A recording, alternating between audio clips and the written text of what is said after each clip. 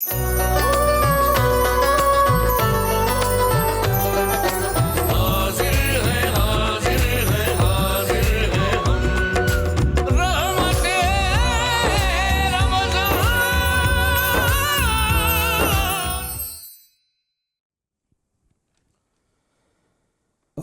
بالله من الشيطان الرجيم.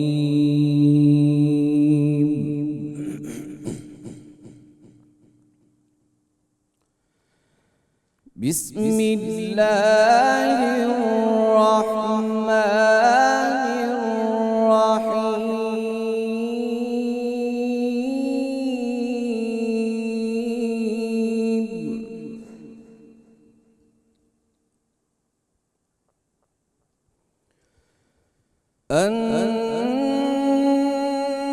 النبي أولى بالمؤمنين من أنفسهم وأزواجه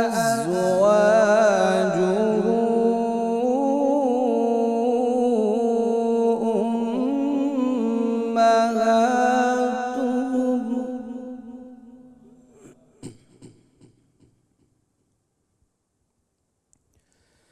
وأولو الأرحام بعضهم أولى ببعض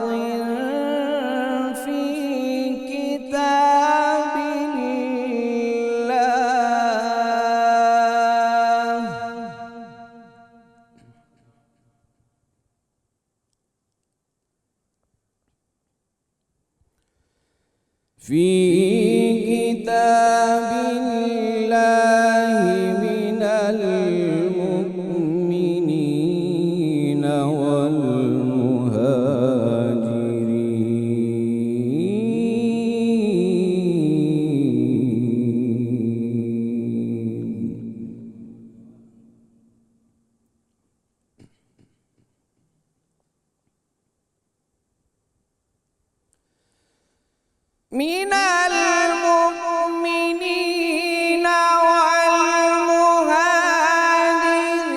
والمهاجرين إلا أن تفعلوا إلى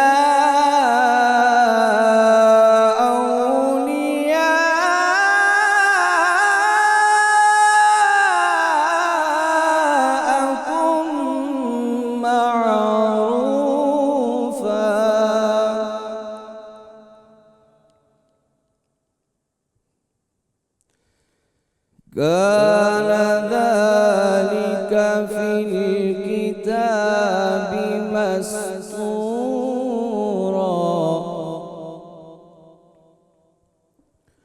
وإذ أخذنا من النبيين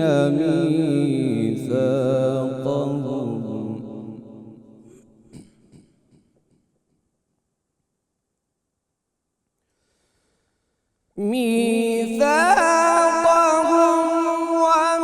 ومنك ومن نوح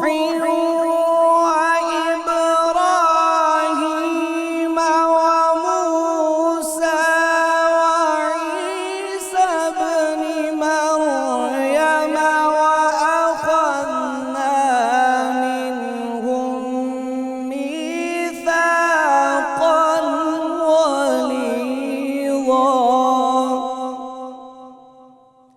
ليسأل الصادقين عن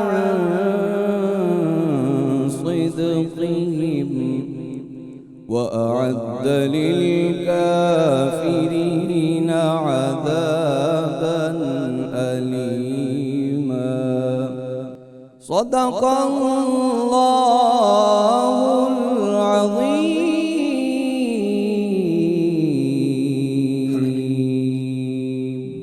ماشاءاللہ جی ماشاءاللہ. ملک معروف قاری جناب قاری محمد مدثر مصطفی صاحب تلاوت کلام پاک سے ہمارے قلوب کو منور فرما رہے تھے.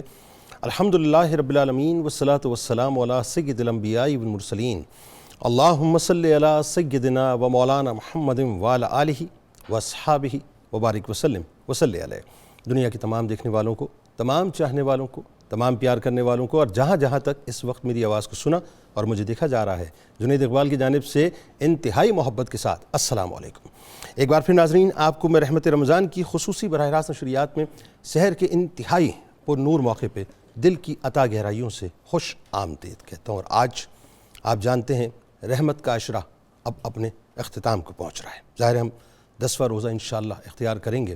معلوم نہیں صاحب اگلے برس یہ زندگی وفا کرے نہ کرے، معلوم نہیں یہ سانسیں ساتھ دیں کہ نہ دیں، معلوم نہیں کون زندہ ہوگا، کون زمین کی پیٹھ پہ ہوگا، کون زمین کے پیٹ کے اندر ہوگا، لیکن ایک بات تو طے ہے کہ وقت تو اس وقت بھی موجود ہے، اور یہ رحمت کا عشرہ جو اپنی آخری ساعتوں کے ساتھ اپنے دامن کو چھڑا کر بہت ہی آہستگی کے ساتھ ہمارے درمیان سے نکل کے جا رہا ہے، راضی کر کے اس کو بھیجیے گا، ناراض کر کے مت بھیجیے گا۔ موقع کبھی ہاتھ سے نہیں جاتا، وہ کریم انتظار کرتا ہے کہ بندہ کسی وقت بھی آ جائے، اور جس وقت آ جاتا ہے وہ قبول کر لیا کرتا ہے۔ تو ابھی جو موقع ہے اس کو غنیمت جانیں، اور رخصت ہوتے ہوئے رحمت کے عشرے کو انتہائی پرسوز انداز میں آنسوؤں کو بہا کر رخصت کیجیے گا۔ ناظرین کرام، اب میں کہاں سے بات کا آغاز کروں، واللہ الفاظ میرے ساتھ نہیں دیتے ایسے موقع پہ کہ جب ہستی ایسی ہو صاحب کہ ہم ان کی بارگاہ میں ہدایے پیش کرنے سے پہلے اپنی زبان کو 10,000 مرتبہ بھی اگر غسل دیں تو کم ہے۔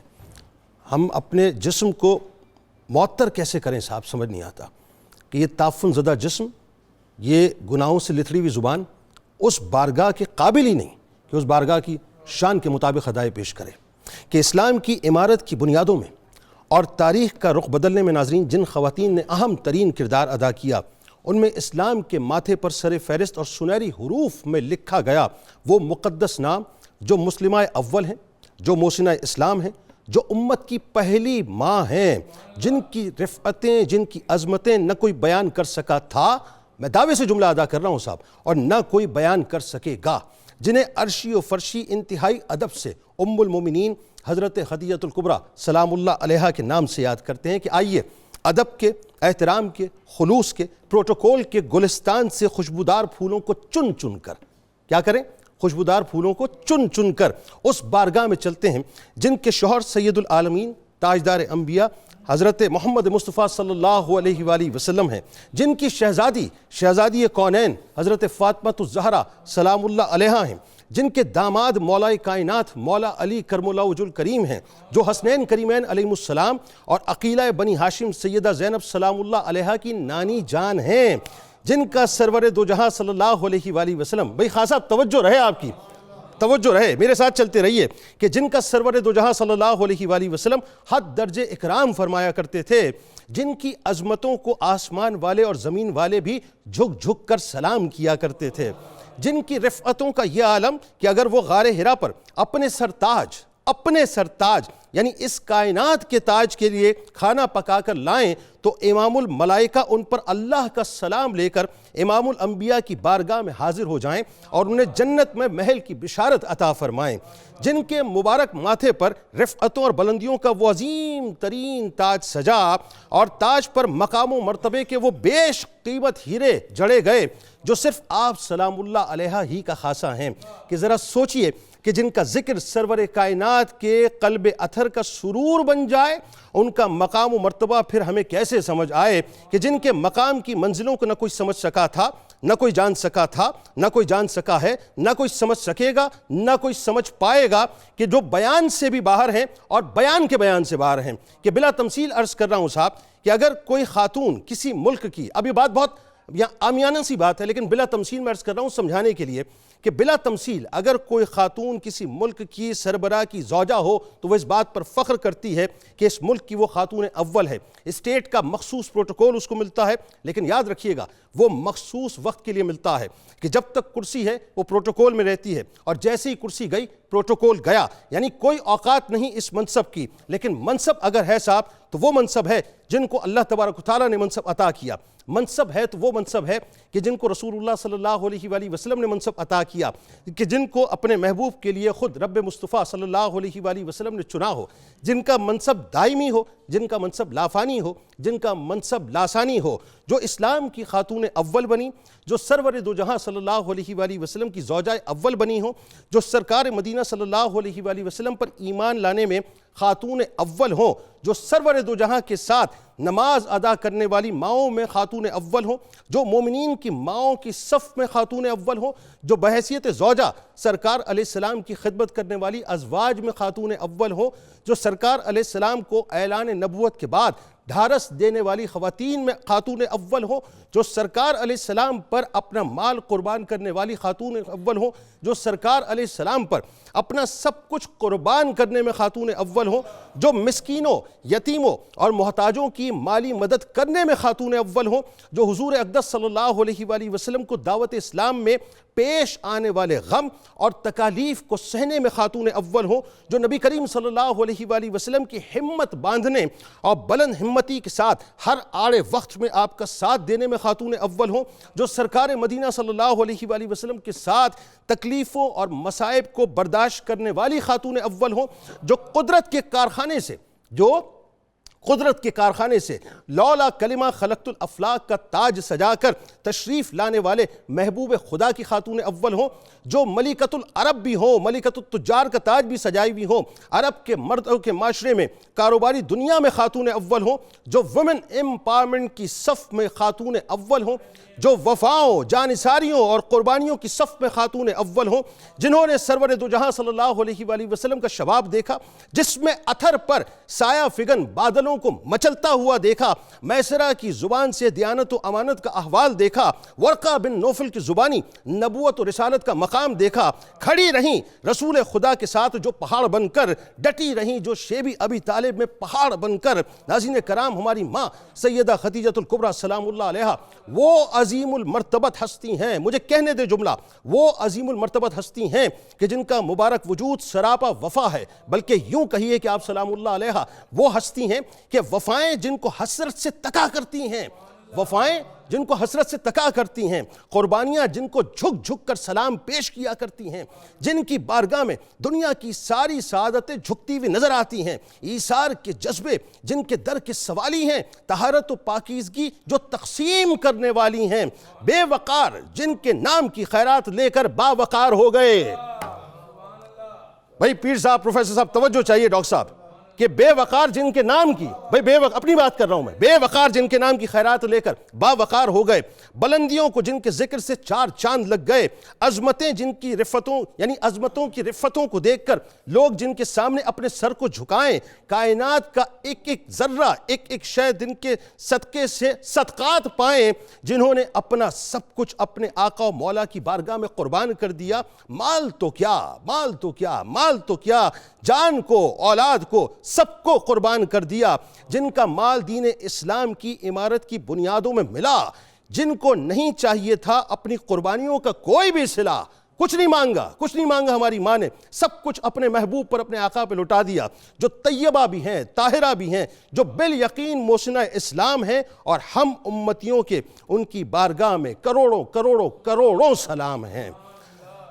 ناظرین کرام، حضرت خدیجۃ الکبریٰ سلام اللہ علیہا امت کی وہ ماں صاحب، وہ ماں ہیں جن کے احسانات کا بدلہ امت کبھی چکا ہی نہیں سکتی، کہ جن کا مال دین اسلام کی بنیاد میں ملا، دین اسلام کی عمارت کی بنیاد میں ڈلا تو وہ عمارت کھڑی ہوئی، جن کی قربانیوں سے یوں کہہ لیجئے کہ دین اسلام کی عمارت کا رنگ و روغن ہوا، اس کو پرکیف پر نور بنایا گیا، جن کی قربانیوں نے دین اسلام کی عمارت کو مستحکم کیا، جو رسول کریم صلی اللہ علیہ وآلہ وسلم کی وہ ساتھی تھی کہ جنہوں نے اپنے ساری دولت کو قدمین شریفین پہ قربان کر دیا، اور رہتی دنیا تک یہ بتلا دیا کہ اگر مقام سمجھنا ہے تو پھر سمجھو اس انداز سے کہ سرکار مدینہ صلی اللہ علیہ وآلہ وسلم کے سامنے ان کے قدمین پہ نہ جان کی کوئی حیثیت ہے، نہ مال کی کوئی حیثیت ہے، نہ آل اولاد کی کوئی حیثیت ہے، نہ ماں باپ کی کوئی حیثیت ہے، بس فدا کا ابی و امی یا رسول اللہ ہی اس کائنات کا سب سے عظیم ٹائٹل ہے۔ آئیے آغاز کرتے ہیں۔ ہمارے ساتھ اس وقت تشریف فرمائیں تین شخصیات جو یقیناً کسی تعارف کی محتاج نہیں۔ پہلی شخصیت آپ کے ہمارے ہم سب کے انتہائی قابل احترام ممتاز عالم دین ہمارے بزرگ ہیں محترم جناب پروفیسر محمد سعید احمد خان صاحب۔ دوسری شخصیت آپ کے ہمارے ہم سب کے انتہائی قابل احترام بہت پسندیدہ جناب پیر سید شمس الرحمان مشہدی صاحب.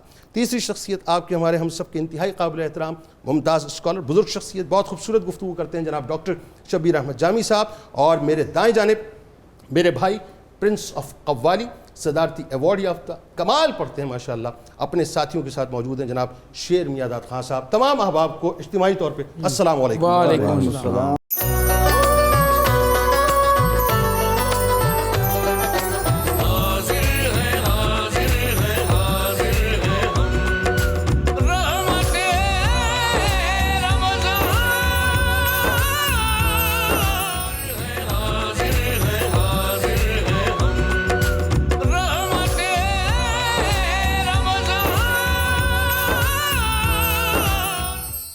ایک بار پھر ناظرین میں آپ کو خوش آمدید کہتا ہوں. رحمت رمضان کی خصوصی براہ راست نشریات ہے اور بہت ہی حسین سا سحری کا موقع ہے. ہماری آپ کی ہم سب کی امت کی ماں حضرت خدیجہ الکبریٰ سلام اللہ علیہا کے تذکرہ پاک ہے. آغاز کرنے جا رہے ہیں. مجھے یقین ہے آپ انشاءاللہ اپنی ماں کے تذکرے کے ساتھ جڑے رہیں گے اور کچھ دیر کے بعد انشاءاللہ ہم ٹیلی فون کالز کا بھی آغاز کریں گے. تو پروفیسر صاحب آغاز کیجئے. اب میں وہی بات ہے, سوال کیسے فلوٹ کروں کہ جن کو اللہ تبارک و تعالیٰ کی بارگاہ سے سلام پہنچے ان کا تعارف تو خود اللہ ہی نے دے دیا. آئیے اس رفت میں اپنا حصہ ڈالیے اور پھر یہ بھی بتائیے جو ابتدائی حالات آپ کے تھے وہ کیا تھے اس معاشرے میں, اور عرب کے ہی اس معاشرے میں آپ کا جو اس وقت مقام تھا جب آپ عقد میں تشریف نہیں لائی تھی, وہ کیا بتائیے. بسم اللہ الرحمن الرحیم. اللہم صلی علی محمد وعلی آلہ وعطرتہ وازواجہ واصحابہ وبارک وسلم. جنید اقبال صاحب, آپ نے تو ایک وجد کی کیفیت اپنے ابتدائیہ میں پیدا کر دی. اللہ اللہ لا حول ولا قوت. وہ پیارا نام جس کو قرآن پڑھنے والا جب بھی اس آیہ کریمہ کو تلاوت کرے گا, یا نساء النبی, پہلا نام سامنے زبان پر آئے گا, کانوں میں گونجے گا. قرآن پڑھنے والا جب پڑھے گا کہ کل لازواجک و بناتک, وہاں پر ازواج میں بھی اور بنات میں بھی ساری رونق سیدہ خدیجہ الکبریٰ سلام اللہ علیہا کی. سبحان اللہ سبحان اللہ. مکارم اخلاق کی اس پیکر کا نام مبارک اہل ایمان میں اس منزل اور اس مرتبے پر ہے کہ جب یہ نام کانوں میں گونجتا ہے تو صدائیں دل تک معطر و منبر کرتی چلی جاتی ہیں. ہائے ہائے ہائے. جب ہماری آنکھ اس نام پر روشنی ڈالتی ہے, نظر پڑتی ہے, نور بڑھتا چلا جاتا ہے. اور جب ہم یہ پیارا نام زبان سے ادا کرتے ہیں تو نہ معلوم ہماری زبان کیسی کیسی طہارتیں اور وضو سے باریاب ہوتی رہتی ہے.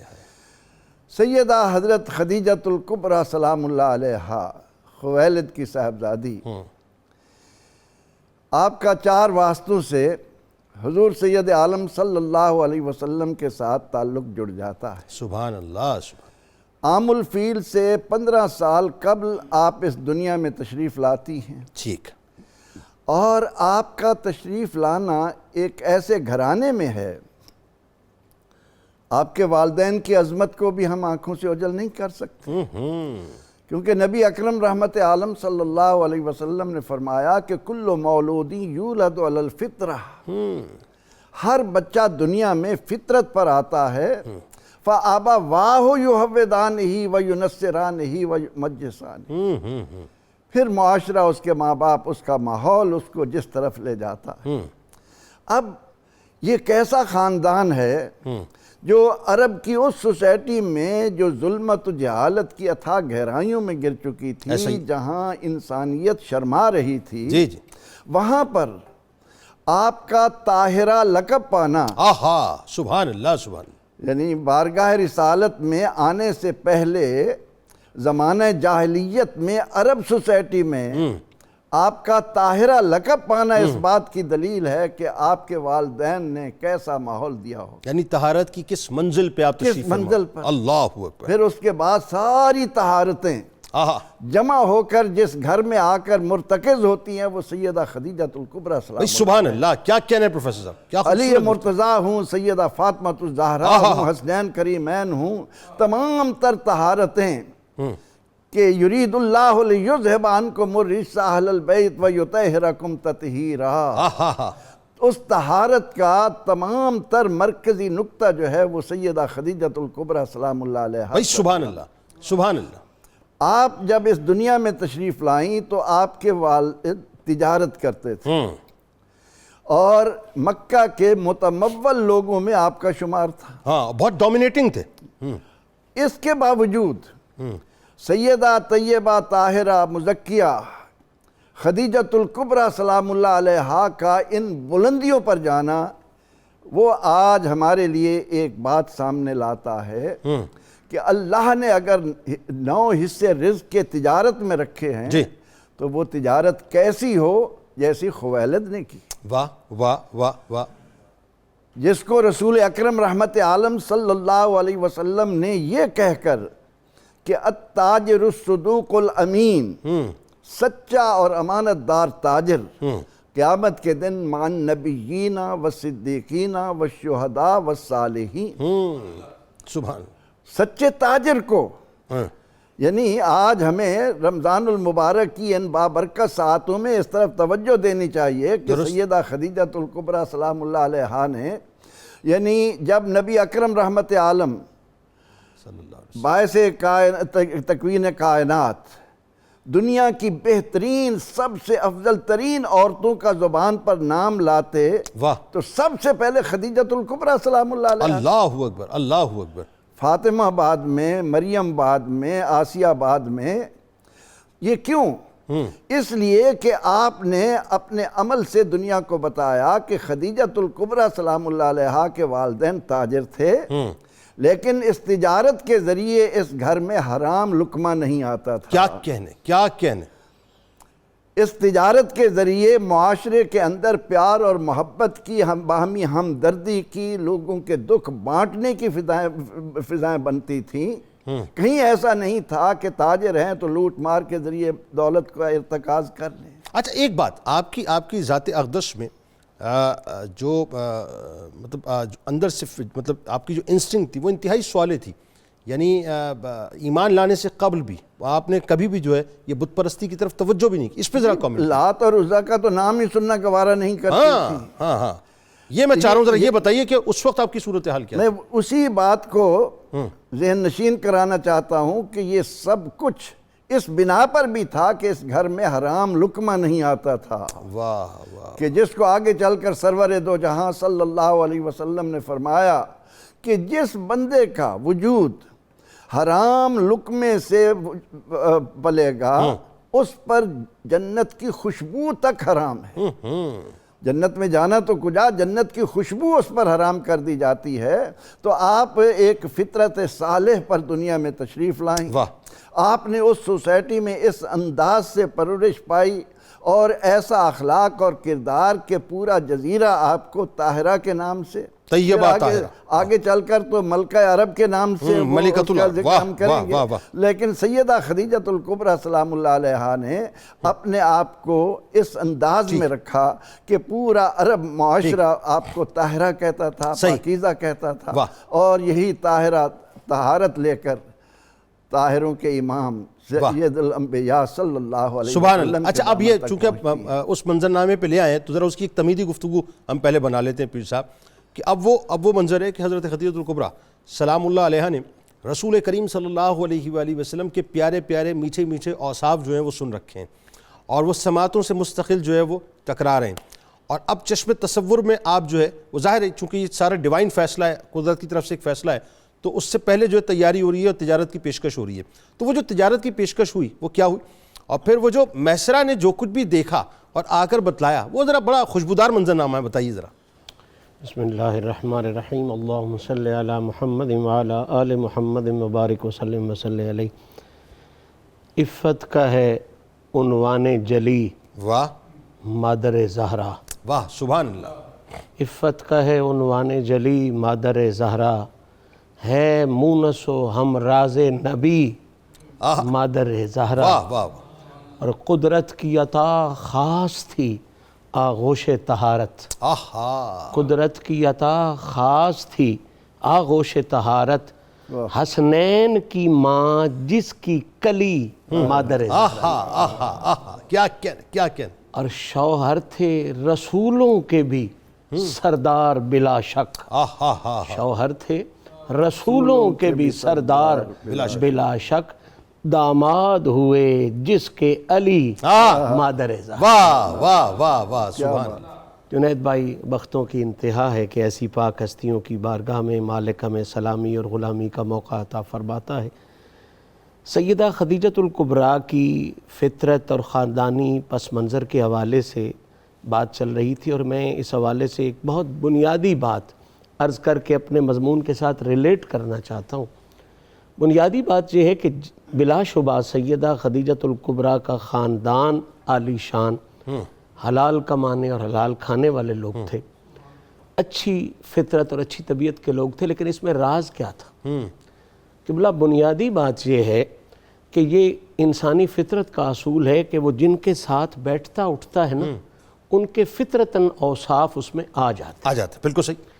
یہ بات پتہ نہیں کیوں لوگوں سے چھپائی جاتی ہے کہ سیدہ خدیجۃ الکبریٰ کا جو خاندان عالی شان ہے، خویلد اور اس سے اوپر بھی، یہ شروع سے خاندان بنو ہاشم کا حلیف تھا۔ یہ شروع سے اٹھتے بیٹھتے جناب بنو ہاشم کے ساتھ تھے۔ ٹھیک ہے۔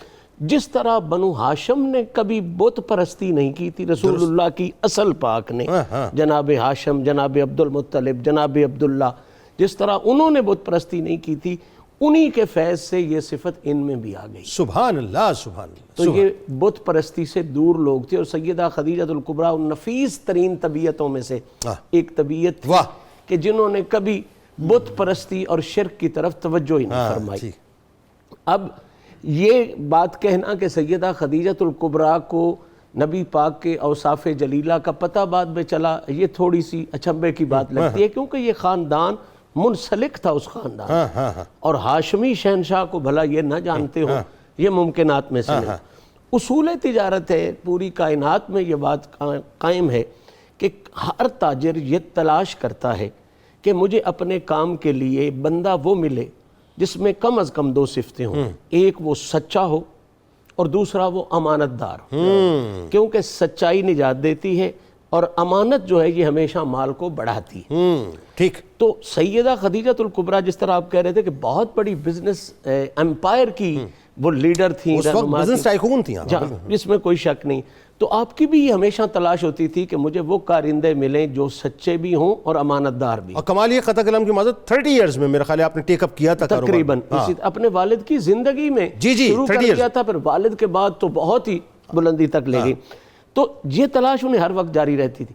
جب میرے آقا کریم نے تجارت کا ارادہ ظاہر فرمایا تو اس وقت سیدہ خدیجۃ الکبریٰ نے تو شکر کا کلمہ پڑھا کہ اب مجھے وہ بندہ نصیب ہو جائے گا کہ جو بندہ صرف امانت دار اور صرف سچی صفت رکھنے والا نہیں، بلکہ ایسا صادق اور ایسا امین ہے کہ اسے صرف اپنے قبیلے والے نہیں، پورا عرب صادق اور امین کے نام سے یاد۔ صحیح، سبحان اللہ سبحان اللہ۔ تو سیدہ پاک نے آپ کی خدمت میں عرض کر بھیجی کہ آپ تشریف لائیں، میری تجارت کے لیے جائیں، تو سرکار نے قبول فرمایا، سرکار تشریف لے گئے، اور جب وہ خوبصورت مناظر دیکھے، ساتھ غلام بھی بھیجا جناب میسرہ، جنہوں نے ایک ایک منظر دیکھا جس سے ثابت ہو رہا تھا کہ یہ کوئی خاص ہستی ہے، اور امانت داری، سچائی، سارے اصول دیکھے، اور واپس آ کے میسرہ نے بھی ایمان کی حد کی کہ ایک ایک چیز کو بڑے خوبصورت پیرائے میں بیان کیا۔ پہلے ہی دل میں محبت سرکار اور عقیدت سرکار آپ کے کردار کی وجہ سے تھی، اس سفر کے بعد میسرہ کے بیان کے بعد وہ کئی گنا بڑھ گئی، اور بالآخر اس خوبصورت نتیجے تک پہنچے جو نتیجہ سیدہ کے نکاح۔ سبحان۔ اچھا، اس میں مجھے یاد پڑتا ہے کہ شاید میں روایت میں پڑھ رہا تھا کہ آپ باقاعدہ جس وقت قافلہ آ رہا تھا تو آپ اپنی چھت پہ تشریف فرما ہو کے آپ نے وہ نظارہ دیکھا کہ سرکار علیہ السلام تشریف لا رہے ہیں اور بادل جو ہیں باقاعدہ آپ کے سر اقدس پر سایہ کیے ہوئے ہیں، وہ منظرنامہ آپ نے باقاعدہ ملاحظہ فرمایا۔ اچھا، اب ذرا آئیے یہاں، اب یہ طے ہو گیا کہ نکاح کا پیغام جو ہے بھیجنا ہے، اور سیدہ خدیجہ الکبریٰ سلام اللہ علیہ نے سرور دو جہاں صلی اللہ علیہ وآلہ وسلم کو اپنی کنیز جو اپنی سہیلی ہیں نفیسہ کے تھرو جو ہے وہ باقاعدہ بھیجا۔ اچھا، جو پیغام بھیجا اس کا کیا احوال تھا یہ بتائیے۔ پھر جو نکاح کی تقریب ہوتی ہے وہ تقریب اتنی شاندار ہے، اس میں جناب ابو طالب علیہ السلام نے جو خطبہ ارشاد فرمایا، ذرا گفتگو کیجیے اس پہ۔ بسم اللہ الرحمن الرحیم۔ سعادت کی بہت عظمت ہے کہ آج ہم جس ہستی پر گفتگو کر رہے ہیں، حضرت خدیجۃ الکبریٰ سلام اللہ علیہا کے بارے میں طبقات ابن سعد نے جو 3 لقب دیے ہیں نا، پہلا دیا ہے حق شناس، دوسرا دیا ہے مستقل مزاج، واہ سبحان اللہ، تیسرا دیا ہے مستقبل بین، واہ واہ واہ کیا حق بات ہے۔ پہچان لیتی تھی، مستقل مزاج تھی، مستقبل کا ان کو اندازہ لگتا تھا کہ آگے کیا ہوگا۔ تو لگتا یہ ہے کہ یہ جو 3 صفتیں تھیں جو آپ کی فطرت میں شروع سے ہی تھیں، تو یہ ان کی پلاننگ میں بھی حصہ ڈالتی تھی۔ ابھی ظاہری طور پر تو تجارت کے واقعات جب آپ نے دیکھے اور حضرت میسرہ کی زمانے وہ نستورہ راہب کا رسپانس سنا، تجارت کرتے ہوئے لوگوں کا والہانہ پن دیکھا، پھر بادلوں کا سایہ، فرشتوں کا استقبال، یہ ساری باتیں جب کیں تو آپ کے دل میں کئی دفعہ خیال آتا ہوگا کہ میں یہ نکاح کا پیغام کس طرح بھیجوں۔ تو لگتا یہ ہے کہ یہ طہارت اور تزکیہ کی حامل یہ خاتون کائنات یہ کیا سوچتی ہوں گی۔ آخر کر اپنی ایک سہیلی سے بات کر بیٹھی اور ان سے مشورہ کیا کہ آپ اس بات کو کیسے دیکھتی ہیں؟ تو حضرت نفیسہ نے کہا کہ اس میں کوئی گھبرانے کی ضرورت نہیں، جہاں آپ کے دل میں ان کے بارے میں اتنا رسپانس ہے تو ان کے دل میں بھی آپ کے بارے میں کافی رسپانس ہے، اس کے امکانات ہو سکتے ہیں، اگر آپ مجھے اجازت دیں تو میں وہاں جا کر بات کرتی ہوں۔ ٹھیک۔ تو کہتے ہیں حضرت نفیسہ حضور نبی اکرم صلی اللہ علیہ وسلم سے ملی اور آپ سے چند باتیں کی۔ ٹھیک۔ تو حضور نبی اکرم صلی اللہ علیہ وسلم نے ہر بات میں قبولیت کے ساتھ ساتھ خاموشی بھی اختیار کی اور یہ کہا کہ میں اپنے چچا حضرت ابو طالب سے مشورہ کر لوں۔ واہ بڑی باقی کمال، یہ یہ نکتے والی رشتہ- باتیں اس پہ ڈسکس کرنا ہے میں نے آپ سے بھی۔ یہ رشتہ جو ہے یہ اس کو میں ویسے قبول کرتا ہوں، لیکن جیسے وہ خاندانی روایت کے مطابق مجھے ارشاد فرمائیں گے، تو آپ نے خود حضرت ابو طالب سے بات کی کہ اس طرح میرا وہ جو تجارت والا سفر ہے نا، اس کے اب ریزلٹ آ رہے ہیں، خدیجۃ الکبریٰ نے خود پیغام بھیجا ہے نکاح کا، تو آپ کا کیا حکم ہے؟ تو حضرت ابو طالب نے فرمایا کہ یہ تو ایک خوش بختی ہے کہ اگر آپ کو ایک ایسی خاتون جو مکہ کی طہارت والی خاتون ہے اور آپ بھی سیرت و کردار کے بڑے پاکیزہ آدمی ہیں، تو اگر یہ رشتہ ہو جائے تو میں اس پر خوش ہوں۔ تو لگتا یہ ہے کہ یہ جو ہی باتیں ہوئیں اس میں زیادہ انتظار نہیں کیا گیا، تو حضرت نفیسہ نے جو ہی اطلاع دی تو حضرت خدیجۃ الکبریٰ نے اپنے چچا سے بات کی کہ یہ بات ہو رہی ہے، تو تقریب بہت جلدی منعقد ہو گئی، یعنی دونوں طرف چچا ہیں؟ یہ دونوں طرف چچا ٹھیک ہے۔ تو حضرت ابو طالب، حضور نبی اکرم صلی اللہ علیہ وسلم اور چند آپ کے اور رشتہ دار یہ باقاعدہ جاتے ہیں حضرت خدیجۃ الکبریٰ کے گھر، وہاں ان کے چچا بیٹھے ہوتے ہیں اور اس خاندان کے کچھ لوگ بیٹھے ہوتے ہیں۔ وہاں پہلے تو گفتگو ہوتی ہے، جیسے قبلہ پیر صاحب کہہ رہے تھے کہ ان خاندانوں کی چونکہ شروع سے واقفیت تھی اور ایک دوسرے کے حلیف تھے، اس کا مطلب کہ مانوسیت اور محبت کا ایک خاص لیول تھا۔ بالکل ٹھیک ہے۔ تو باتیں ہوئیں اور اس کے بعد جب بات طے پا گئی تو حضرت ابو طالب نے وہاں خطبہ دیا، اس خطبے میں جو 4-5 جملے ہیں وہ بڑے سننے والے ہیں۔ ایک تو فرمایا کہ ہم اولاد ابراہیم علیہ السلام ہیں، سبحان اللہ، اور ہماری جو ایک نسلوں کی کھیتی چل رہی ہے یہ اسماعیل علیہ السلام کی اولاد سے ہے۔ پہلے تو یہ بات کی، اس کے بعد کہا کہ ہمارے اسماعیل علیہ السلام کی اولاد میں اور خاندان میں محمد جیسا کوئی نوجوان نہیں ہے، سبحان اللہ، ان کا شباب، سبحان ان کے طور اتوار میں کسی عرب جوان کو اس کے برابر قیاس نہیں کرتا۔ یہ منفرد بچہ ہے، بہت نمایاں ہے، بڑا لاڈلا ہے، اور مجھے جب اطلاع ملی کہ حضرت خدیجۃ الکبریٰ اور ان کا بندھن ہونا چاہیے تو خدیجۃ الکبریٰ بھی اسی طرح کی ہیں، اور میں سمجھتا ہوں کہ جب یہ قائم ہوگا تو اس کے بڑے خوبصورت ثمرات ظاہر ہوں گے۔ ٹھیک۔ تو لگتا یہ کہ حضرت ابو طالب کی بھی نگاہیں دیکھ رہی تھیں کہ آگے جو ثمرات اس بندھن سے ظاہر ہوں گے وہ بہت زوردار ہوں گے۔ واہ سبحان۔ تو اس سے اندازہ لگا کہ اس اہتمام سے وہاں خطبہ ہوا۔ 2 باتیں اس میں بڑی اہم ہیں، میں نے کہا نا آپ سے میں ذرا 2 نکات پہ بات کرنا چاہوں گا۔ ایک تو بنیادی بات یہ ایک خاتون کا رشتہ بھیجنا. ہمارے یہاں آج ہمارے معاشرے میں اس بات کو ٹیبو سمجھا جاتا ہے, بڑا معیوب سمجھا جاتا ہے کہ لڑکی والوں کے گھر سے رشتہ ہے, جبکہ جن کے لیے کائنات بنی, جن کے صدقے شریعت آئی, جن کے صدقے قرآن آیا, جن کے صدقے ہم مسلمان ہوئے, وہ یہ بتلا رہے ہیں, یعنی ان کا جو پہلا نکاح ہے وہ یہ پیغام دے رہا ہے کہ خاتون بھی جو ہے وہ پیغام نکاح دے سکتی ہیں. تو اس پہ ذرا آپ تبصرہ کریں. ایک بات. دوسری بات یہ ہے کہ اپنے بڑوں کو شامل کرنا, یعنی یہ بنیادی طور پہ جو ہے اس نکاح سے یہ بھی پیغام مل گیا کہ طرفین سے جو ہے پہلے بڑوں سے باقاعدہ رائے بھی لی گئی, اجازت بھی لی گئی, اور اس کے بعد باقاعدہ اس کا اہتمام کیا گیا. بتائیے ذرا. بڑی خوبصورت بات ہے آپ نے کی. شریعت میں انتہائی توازن اور اعتدال ہے. جب یہ پتہ چلے کہ رشتہ بہت اچھا ہے, رشتہ بہت پراپر ہے اور اس کو لینا چاہیے, تو اقدام لڑکی کی طرف سے ہو سکتا ہے. ٹھیک. لیکن اگر اچھا نہ ہو اور معیاری نہ ہو, وہاں لڑکی کو اقدام کی اجازت نہیں. یہ ایک شرط ہے کہ اگر رشتہ بہت پاکیزہ ہے, بہت معیاری ہے, تو اور بچی اپنے والدین سے بھی بات کر سکتی ہے, اور لڑکی والے لڑکے والوں سے بات کر سکتے ہیں. دوسری جو آپ نے بات کی کہ باقی اللہ تعالیٰ کے ایک نظام ہے, والدین کا جو تجربہ ہوتا ہے یا جن کو اللہ نے ولی بنایا ہے ان کا تجربہ ہوتا ہے, وہ دنیا کے معاملات کو جانتے ہیں. تو نوجوان لڑکے اور لڑکیاں اس میچورٹی پر نہیں ہوتے, اس لیے شریعت نے مکلف کیا ہے کہ آپ ولی سے باقاعدہ پوچھیں, مشورہ کر لیں, اور ولیوں کو بھی یہ کہا گیا کہ آپ بچی اور بچے کی پسند کا بھی خیال کریں تاکہ انتہائی توازن کے ساتھ یہ معاملات آگے چلیں. یہ بالکل اس طرح کی بات ہے کہ اگر میں غلط نہیں تو میری تصحیح فرمائیے گا کہ مولا کائنات کا اور سیدہ کائنات کا نکاح کا فیصلہ آسمانوں پہ ہو چکا. سرکار علیہ السلام کو وحی کے ذریعے بتایا گیا.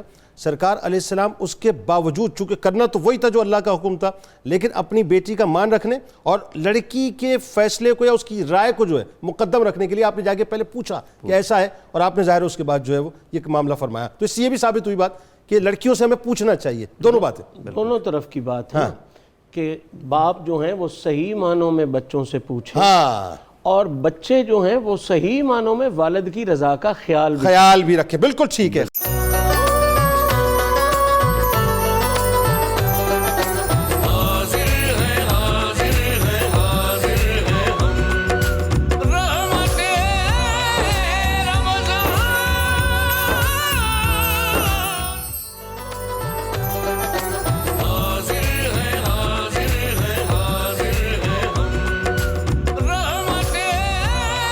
جناب ایک بار پھر آپ کو میں خوش آمدید کہتا ہوں. رحمت رمضان کی خصوصی براہ راست نشریات ہے, اور آپ جانتے ہیں کہ آج ہم انشاءاللہ 10ویں سحری کریں گے, یعنی رحمت کا عشرہ کچھ لمحوں کے بعد ہمارے درمیان سے جدا ہونا چاہتا ہے.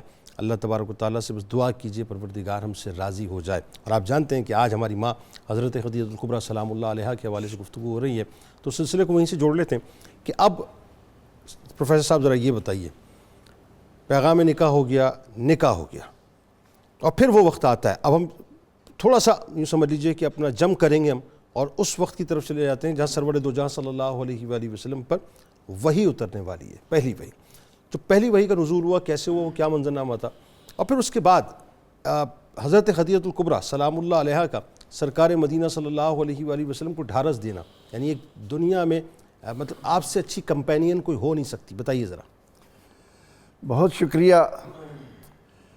اس منظر نامے کو سامنے لانے کے لیے جو نبوت کی ابتدا کے وقت ہوا, نزول قرآن کے وقت ہوا, کچھ باتیں انتہائی اہم ہیں, اور خاص طور پر میں ان علماء کی خدمت میں پیش کروں گا جن کا دعویٰ ہے کہ ان کا قرآن سے بڑا تعلق ہے. جنید اقبال صاحب قرآن کریم اس منظر کو بیان کرنے سے پہلے پیغمبر رحمت صلی اللہ تعالی علیہ وسلم کے میلاد مبارک کو جس خوبصورت انداز میں بیان کر رہا ہے, اور اس میں سیدہ خدیجہ الکبریٰ سلام اللہ علیہا کا جو حصہ ہے اس سے آشنائی ہونی چاہیے. واہ. قرآن کریم چلتا ہے سورہ آل عمران کی اس آیہ مبارکہ سے کہ اذ اخذ اللہ میثاق النبیین, عالم ارواح سے چلا. پھر قرآن نے کہا کہ تقلبک فی الساجدین, سجدہ گزاروں کی پشتوں میں آپ گزرتے ہوئے. ٹھیک ہے. پھر جب آپ نے دنیا میں قدم رکھا تو قرآن نے بڑے خوبصورت انداز میں میلاد پڑھا کہ الم یجد کا یتیما, اب اس کے بعد اگلا مرحلہ آتا ہے کہ جب قرآن نے کہا کہ وَوَجَدَكَ عَائِلًا فَأَغْنَا، سیدہ خدیجۃ الکبریٰ سلام اللہ علیہا کا میلاد پڑھتے ہوئے اس مقام پر آ کر جب قرآن کا قاری صدائیں بلند کرتا ہے تو زمین و آسمان میں ایک ہلچل مچ جاتی ہے کہ سیدہ خدیجۃ الکبریٰ کو اللہ نے کتنا بلند مقام دیا کہ وَوَجَدَكَ عَائِلًا فَأَغْنَا۔ لیکن اس سے بھی اگر آپ آگے چلیں تو آپ یہ دیکھیں کہ پیغمبر رحمت صلی اللہ علیہ وسلم کے 40 سالوں میں سے 15 سال، یعنی جب آپ کا خدیجۃ الکبریٰ سلام اللہ علیہا سے نکاح ہوتا ہے اس وقت آپ کی عمر مبارک 25 سال ہے، ٹھیک ہے، اور یہ منظرنامہ جس کا ہم ذکر کرنے لگے ہیں یہ آتا ہے 40 سال، بالکل ایسا ہے، 15 برس بیچ میں۔ اب یہ 15 برس جو ہیں ان کو قرآن پاک نے میلاد مصطفیٰ پڑھنے کے لیے یوں کہا کہ لَقَدْ لَبِثْتُ فِيكُمْ عُمْرًا مِّن قَبْلِ، میں نے اس سے پہلے ایک وقت تمہارے اندر گزارا ہے۔ اب وہ گزرا ہوا وقت جب سیدہ خدیجۃ الکبریٰ سلام اللہ علیہا کے ہاں آتا ہے اور مسلمان اس سے آشنا ہوتا ہے تو سیدہ خدیجۃ الکبریٰ کی عظمتوں کو سلام کیے بغیر وہ نہیں گزر سکتا۔ اب منظر یہ ہے کہ نبی اکرم رحمت عالم صلی اللہ علیہ وسلم کے بارے میں جو بھی قرآن کا قاری یہ کہے کہ جی اس سے پہلے آپ کو علم نہیں تھا، اس سے بڑی جہالت کی کوئی بات نہیں ہے۔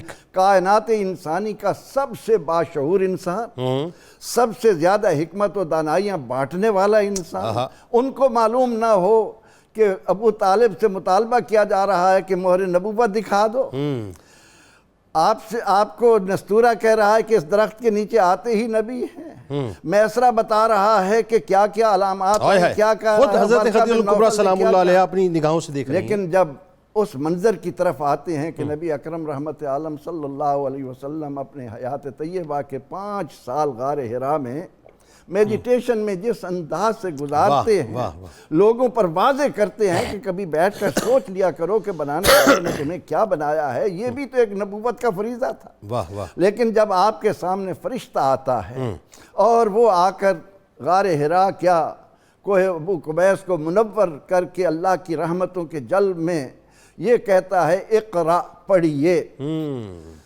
اب یہاں پر جس کو عربی زبان سے معمولی بھی واسطہ ہے وہ یہ دیکھے کہ پیغمبر رحمت صلی اللہ علیہ وسلم یہ نہیں فرماتے کہ میں پڑھ نہیں سکتا۔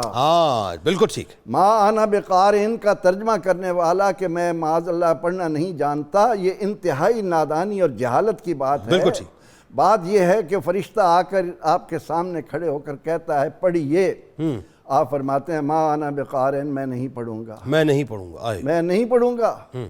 وہ فرشتہ آپ کو زور سے بھینچ کر پھر کہتا ہے پڑھیے، آپ فرماتے ہیں ما انا بقارئ، میں نہیں پڑھوں گا۔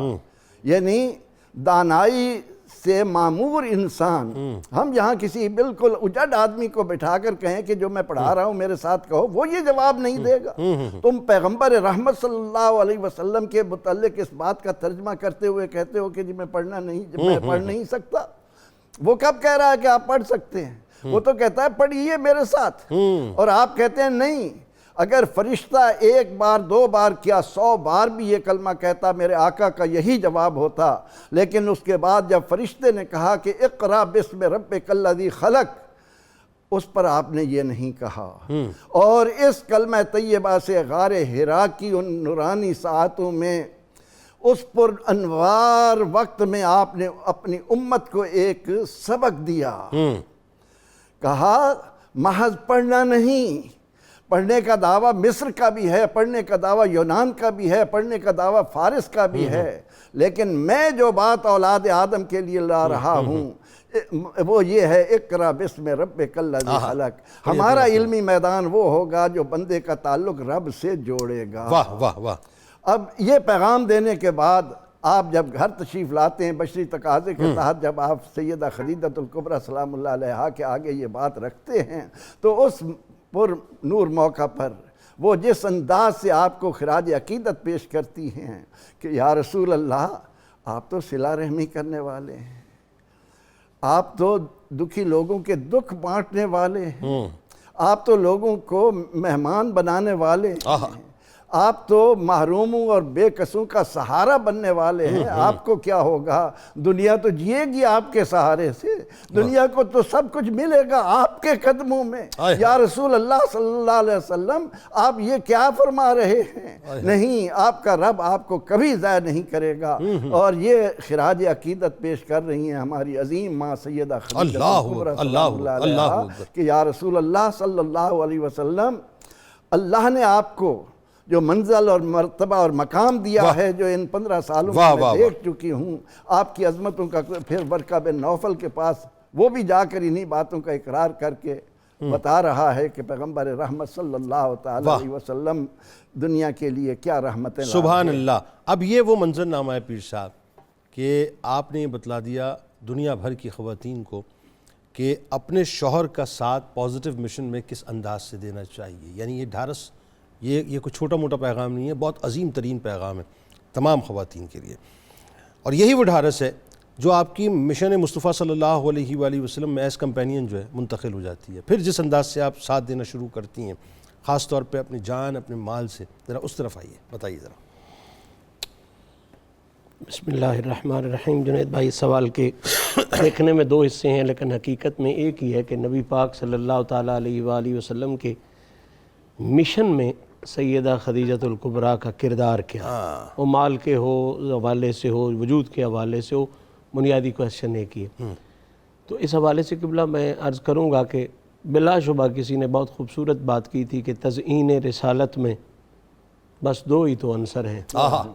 تزئین رسالت میں بس 2 ہی تو عنصر ہیں، ایک مال خدیجہ کا، ایک خون ابو طالب۔ ہائے ہائے ہائے ہائے۔ سیدہ خدیجۃ الکبریٰ سلام اللہ علیہا کے کردار کے حوالے سے جب ہم بات کرتے ہیں، اور خاص طور پر حضور کے مشن کو پھیلانے میں جو کردار ہے آپ کا، تو اس حوالے سے 5 بڑے بنیادی نکات ہمارے سامنے آتے ہیں۔ سب سے پہلا تو کسی بھی مشن کے ساتھ وفاداری کا اصول اور قانون یہ ہوتا ہے کہ بندہ خود اس مشن کو دل و جان سے تسلیم کرے۔ واہ۔ تو سیدہ خدیجۃ الکبریٰ پاک نے سب سے پہلے تو اس کے مشن کا ساتھ دینے میں یہ کمال کیا کہ بغیر کسی توقف کے جو ہی حضور کی زبان عطر سے اس مشن کا اعلان ہوا، تو بغیر کسی اختلاف کے آج تک یہ کائنات پوری مانتی ہے کہ اس مشن پر پہلی لبیک اور دل و جان سے لبیک کہنے والی ہستی یہ سیدہ خدیجہ۔ بھائی سبحان اللہ، کیا کہنے، کیا کہنے۔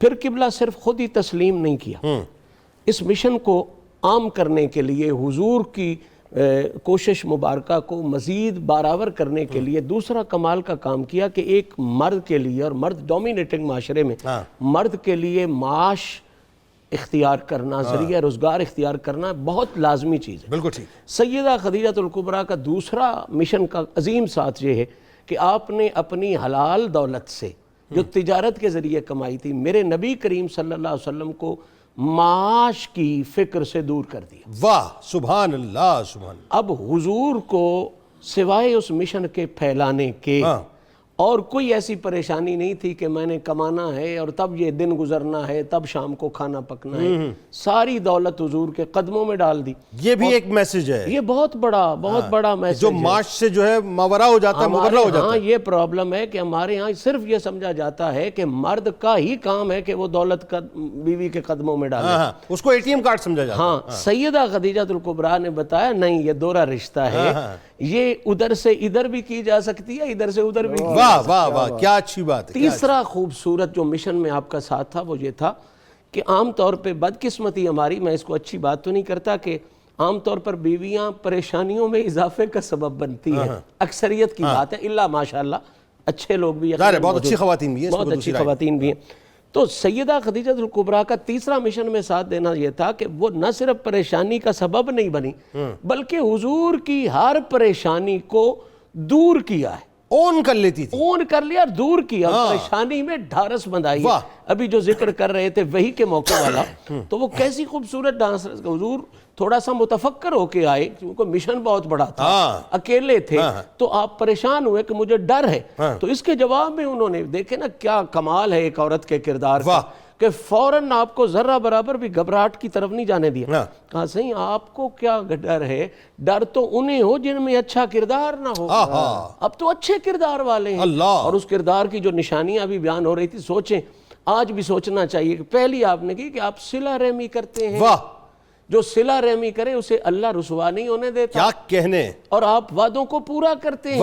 غریبوں یتیموں کی مدد کرتے ہیں. یہ 5 اصول قبلہ جنید بھائی آج بھی بندہ سمجھ لے تو واللہ باللہ تاللہ سیدہ خدیجۃ الکبریٰ کا یہ شورا آفاق خطبہ سمجھے اور ہمیشہ کے لیے عزت والا ہو جائے. سر ایک اور اس میں بات آ گئی، جو بھی اس پر عمل کرے گا کبھی بھی اللہ اسے رسوا. اس میں ایک اور بات آ گئی کہ عورت کے اختیار، آپ نے یہ بھی پیغام دے دیا کہ عورت کے اختیار میں ہے کہ مرد اگر کسی پازیٹیو مشن میں لگا ہو تو اس کی پازیٹیو سائیکولوجیکل کنسٹرکشن کرنی چاہیے تاکہ وہ بوسٹ ہو پوری.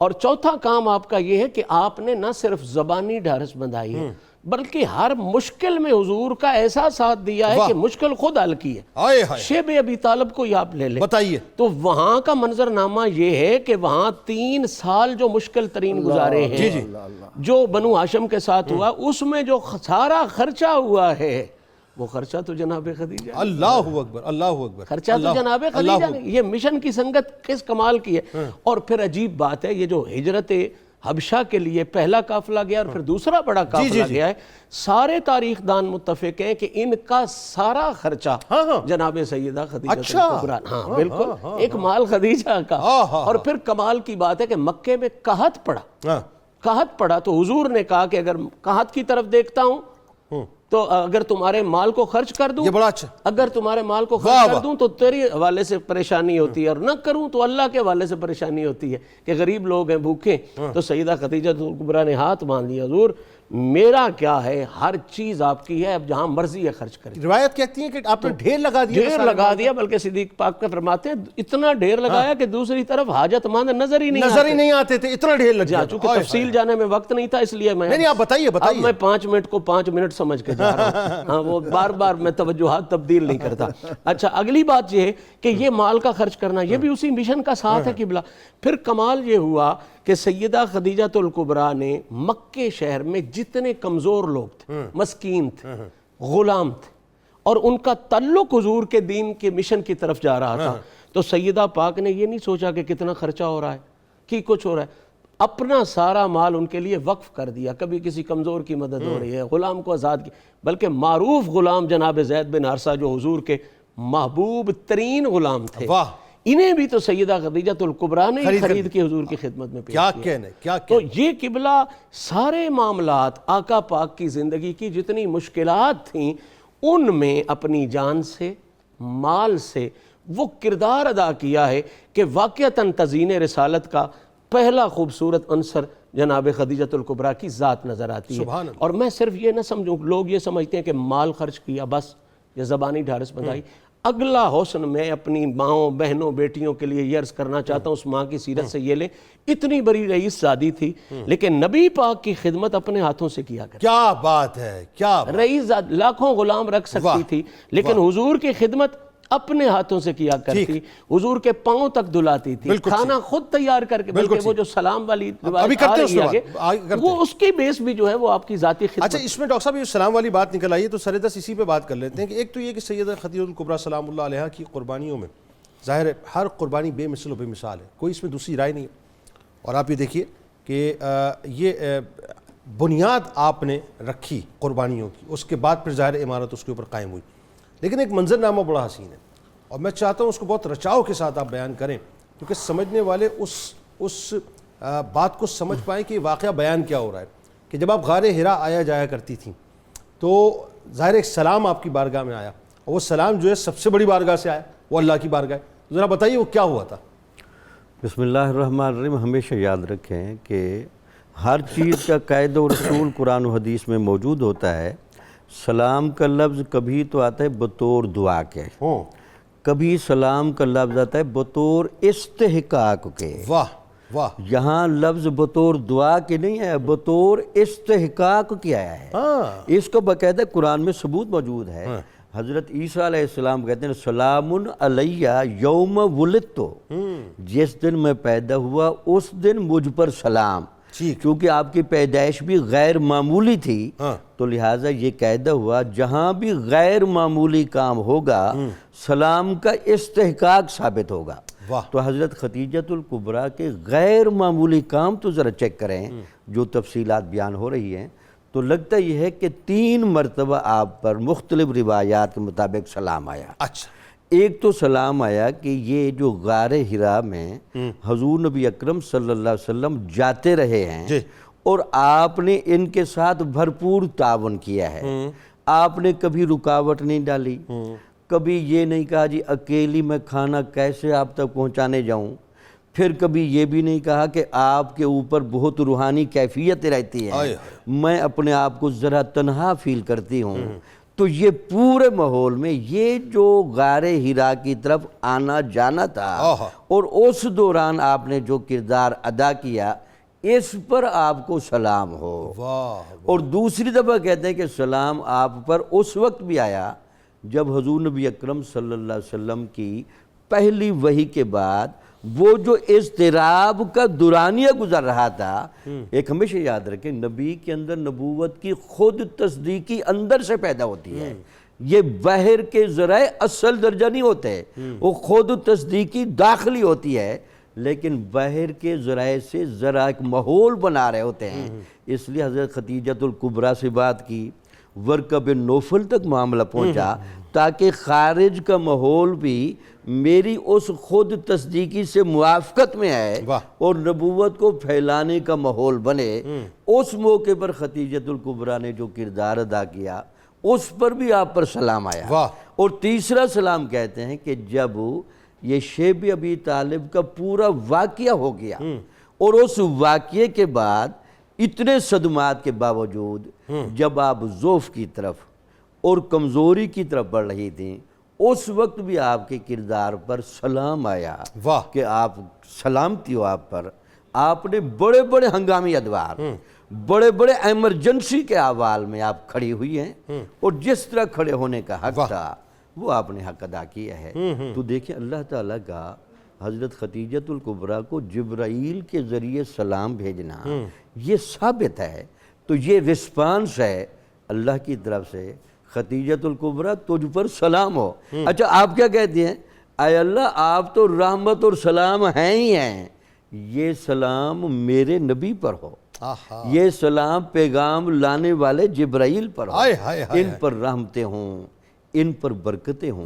اور پھر ایک محل کی بھی تو آپ کو بشارت دی گئی نا کہ آپ بتا دیجئے ان کو کہ ایک ایسا موتیوں کا محل ہے جس میں کوئی حزن نہیں ہوگا۔ پھر آپ کو باقاعدہ یعنی آپ کو جو وہاں محل ملے گا، اگر یہاں میں ایک وجدانی جملہ کہہ دوں، تمام ازواج مطہرات جنت الفردوس میں حضور کے ساتھ ہوں گے۔ بے شک حضور نے کسی زوج محترمہ کا محل اس طرح بیان نہیں فرمایا جیسے خدیجۃ الکبریٰ کا بیان فرمایا، جیسے یہاں بھی آپ کو امتیاز رہا، خدیجۃ الکبریٰ جہاں میرا محل ہوگا، میرے محل کے ساتھ پہلے تیرا محل ہوگا اور وہ موتیوں سے سجایا جائے گا، اور وہاں کوئی حزن نہیں ہوگا۔ اصل بات یہ اس میں کہ کیٹیگوریکل یہ کہا گیا روایات میں کہ وہ حزن نہیں ہوگا، یعنی اس کا مطلب یہ ہے کہ قدرت دیکھ رہی ہے کہ آپ کی زندگی انتہائی تکالیف میں گزری ہے مشن مصطفیٰ صلی اللہ علیہ وسلم کی تکمیل کے لیے۔ ایک بات آپ تینوں میں سے، اور میں یہ رینڈملی صرف سوال کر رہا ہوں، کیا مجھے آپ میں سے کوئی بتا سکتا ہے کہ آپ میں سے کسی کا حضرت خدیجۃ الکبریٰ سلام اللہ علیہا کے گھر کی یعنی وہ لوکیشن ذہن میں ہے کہ کہاں پر مکہ پاک میں تھا؟ میں صرف وہ سمجھنا چاہ رہا ہوں تھوڑا سا، اگر ذہن میں کسی کے ہے، اور اگر نہیں بھی تو ہم اس کو مطلقاً بات کر لیتے ہیں کہ ڈاکٹر صاحب یہ بتائیے حضرت خدیجۃ الکبریٰ سلام اللہ علیہا، اب ظاہر اس وقت ذہن میں نہیں کہ ایکچوئل ان کا گھر کہاں پہ، لیکن اگر ہم یوں سمجھ لیں کہ صرف اسی بات کو سامنے رکھیں کہ غار حرا آپ تشریف لے جا رہی ہیں، اور غار حرا آج اگر کوئی بھی مطلب جہاں آپ کی ولادت کی جگہ ہے اس سے ہٹ کر تھوڑا آپ دائیں طرف یہ وہاں سے جبل ابو قبیس کی طرف اگر چلے جائیں، نہیں جبل قبیس تو ادھر آ جائے سامنے کی طرف آگے، نہیں دوسری طرف سرکار علیہ السلام کی ولادت گاہ وہاں قریب ہی وہ گھر موجود تھا۔ جب 79 میں ہم گئے تو ہمیں وہ دکھایا گیا کہ یہ خدیجۃ الکبریٰ کا سلام اللہ علیہ کا گھر ہے اور اس کے ساتھ بازار ہوتے تھے، اب وہ نقشہ سارا بدل۔ اچھا اب مثال کے طور پہ میں ذرا پیر صاحب آپ کی بھی توجہ چاہ رہا ہوں، اس میں ذرا کامنٹ کیجئے کہ اگر فرض کیجئے وہی اسی لائبریری کے اطراف میں جہاں لائبریری بن گئی ہے تو اسی کے اطراف میں کہ اگر حضرت خدیجۃ الکبریٰ سلام اللہ علیہ کا جو ہے مبارک حجرہ تھا، ان کا گھر تھا، تو اس کا اور غار حرا کا ڈسٹنس جو ہے مطلب اگر ویسے ہم دیکھیں بیت اللہ سے کتنا بنتا ہے اندازاً 3 میل کے قریب، تقریباً 4.5 کلومیٹر۔ اس کا مطلب یہ ہوا، اب ذرا جو میں بات سمجھانا چاہ رہا ہوں لوگوں کو، اس پہ ذرا آپ تینوں کامنٹ کر دیجئے باری باری۔ 4.5 کلومیٹر ہماری آپ کی ماں اس دور میں 1450 برس پہلے کھانا لے کر پیدل اکیلی جاتی تھی تنہا 4.5 کلومیٹر، اور پھر وہ 1.25 گھنٹہ غار ہرا پر، جو آج مطلب آج کا غار ہرا نہیں ہے، اس وقت کا غار ہرا، تو وہ کتنا ٹائم لگتا ہوگا، سرکار علیہ السلام کو پیش کرتی ہوں گی، پھر لوٹ کے آتی ہوں گی۔ دنیا میں کوئی عورت سوچ بھی نہیں سکتی اس بات کو، ذرا کامنٹ کیجیے۔ جنید اقبال صاحب، آپ حیران ہوں گے کہ ٹنل بننے سے پہلے جہاں گھوم کر پہاڑی راستوں سے گزرتے ہوئے مینا کی طرف آنا پڑتا تھا، ان کو دیکھتے ہوئے امام ابو حنیفہ رحمۃ اللہ علیہ نے فرمایا کہ مجھ سے اگر کوئی پوچھے کہ عبادات میں سب سے بڑی مشکل کون سی ہے تو میں کہوں گا کہ حج ہے، کیونکہ اتنے دشوار گزار راستے تھے۔ اب تو ٹنل بن کر اب یہ کس کا جملہ ہے؟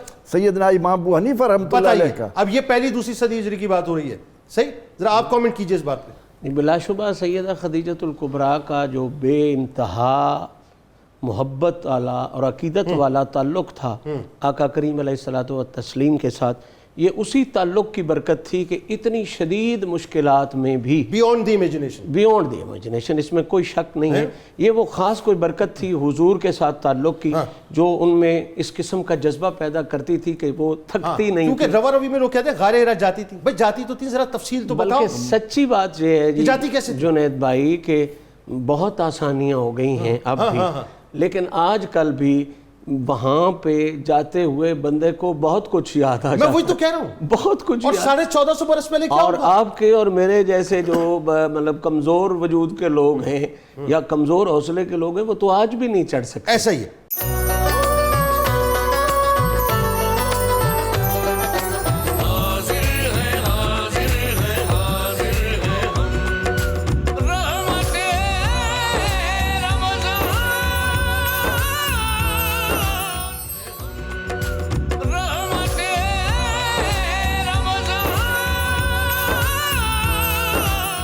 جناب والا، ایک بار پھر میں آپ کو خوش آمدید کہتا ہوں۔ رحمت رمضان کی خصوصی براہ راست شریعت ہے۔ کیا کمال اس وقت کلام خان صاحب نے پیش کیا، اور کیا خوبصورت، کیا روح پرور گفتگو ہمارے اسکالرز فرما رہے ہیں۔ آپ یقین مانیے، دل چاہتا ہے بس یہ ذکر ہوتا رہے، زندگی یوں ہی چلتی رہے، اور جب سانسیں رک جائیں تو بس اسی ذکر کے ساتھ رک جائیں، اسی ذکر کے ساتھ رک جائیں، اور اسی ذکر کے ساتھ ہم اللہ کی بارگاہ میں ایک بار پھر اٹھائے جائیں۔ آئیے ذرا سلسلے کو وہیں سے جوڑتے ہیں پروفیسر صاحب۔ ذرا یہ بتائیے، اب جو سوال ہے وہ سوال اس اعتبار سے بہت ٹچی ہے کہ یہ جو اس وقت طوفان بدتمیزی پورے پاکستان کے اندر آپ دیکھ رہے ہیں، خاص طور پہ جو اپنا عورت مارچ کے نام پہ جو کچھ بھی ہو رہا ہے، اور مادر پدر آزادیاں جو مطلب مانگی جا رہی ہیں، اور یہ کہا جا رہا ہے ہمیں آزادی چاہیے، ڈھولک کی تھاپ کے اوپر آزادیاں مانگی جا رہی ہیں، گلے پھاڑ پھاڑ کے آزادیاں مانگی جا رہی ہیں، ناچ کے جو ہے وہ آزادیاں مانگی جا رہی ہیں، پدر شاہی نظام کے خلاف آوازیں اٹھائی جا رہی ہیں۔ میں ذرا اور تھوڑا سا اس کو کھولنا چاہ رہا ہوں بات کو، تاکہ کمپیریزن آپ ذرا سا ہمیں بتائیے۔ سرکار مدینہ صلی اللہ علیہ وآلہ وسلم کی پہلی زوجہ، اس میں کوئی دوسری رائے نہیں ہے کہ اللہ تعالیٰ نے اس کائنات میں سب سے پہلے جن کو منتخب فرمایا وہ آپ ہیں۔ اب باقی سارے انتخاب بعد میں، پہلا انتخاب آپ ہیں۔ وہ جو انتخاب ہو رہا ہے وہ عرب کے معاشرے میں سے خاتون کا آپ کے لیے انتخاب ہو رہا ہے، اور وہ خاتون ہیں جو اس زمانے میں ویمن امپاورمنٹ کی، جو کہ ایک میل ڈومیننٹ سوسائٹی تھی، جسے آپ عرب کا معاشرہ کہتے ہیں، وہ ایک میل ڈومیننٹ سوسائٹی تھی، وہاں وومن امپاورمنٹ کی ایک روشن مثال تھی۔ اور پھر آپ نے جب سرکار علیہ السلام کے عقد میں آپ تشریف لائی ہیں تو سرکار علیہ السلام نے آپ کے کام کو روکا نہیں، منع نہیں کیا۔ اٹ مین سرکار علیہ السلام اس بات سے راضی تھے کہ آپ امپورٹ ایکسپورٹ کریں۔ اب ذرا بتائیے مجھے وہ کیا معاملہ ہے، اور ذرا کھل کے اس پہ بات کیجیے۔ حضور نبی اکرم رحمت عالم صلی اللہ تعالی علیہ وسلم اللہ کا سب سے بڑا انعام تو ہمارے لیے ہیں ہی، لیکن بنی نوع انسان کی تمام تر مشکلات کو، خواہ وہ مردوں کی ہوں، خواہ وہ عورتوں کی ہوں، خواہ وہ بچوں کی ہوں، خواہ وہ بچیوں کی ہوں، خواہ وہ شرقیوں کی ہوں، خواہ وہ غربیوں کی ہوں، خواہ وہ حسینوں کی ہوں، خواہ وہ کالوں کی ہوں، آپ صلی اللہ علیہ وسلم سے بڑھ کر اولاد آدم کے ساتھ اور کوئی پیار کرنے والا نہیں ہے۔ بالکل ٹھیک ہے۔ اور آپ صلی اللہ علیہ وسلم نے اس ضمن میں عورت کو جو عظمت عطا کی ہے اس کا کوئی اندازہ ہی نہیں لگا سکتا۔ بالکل۔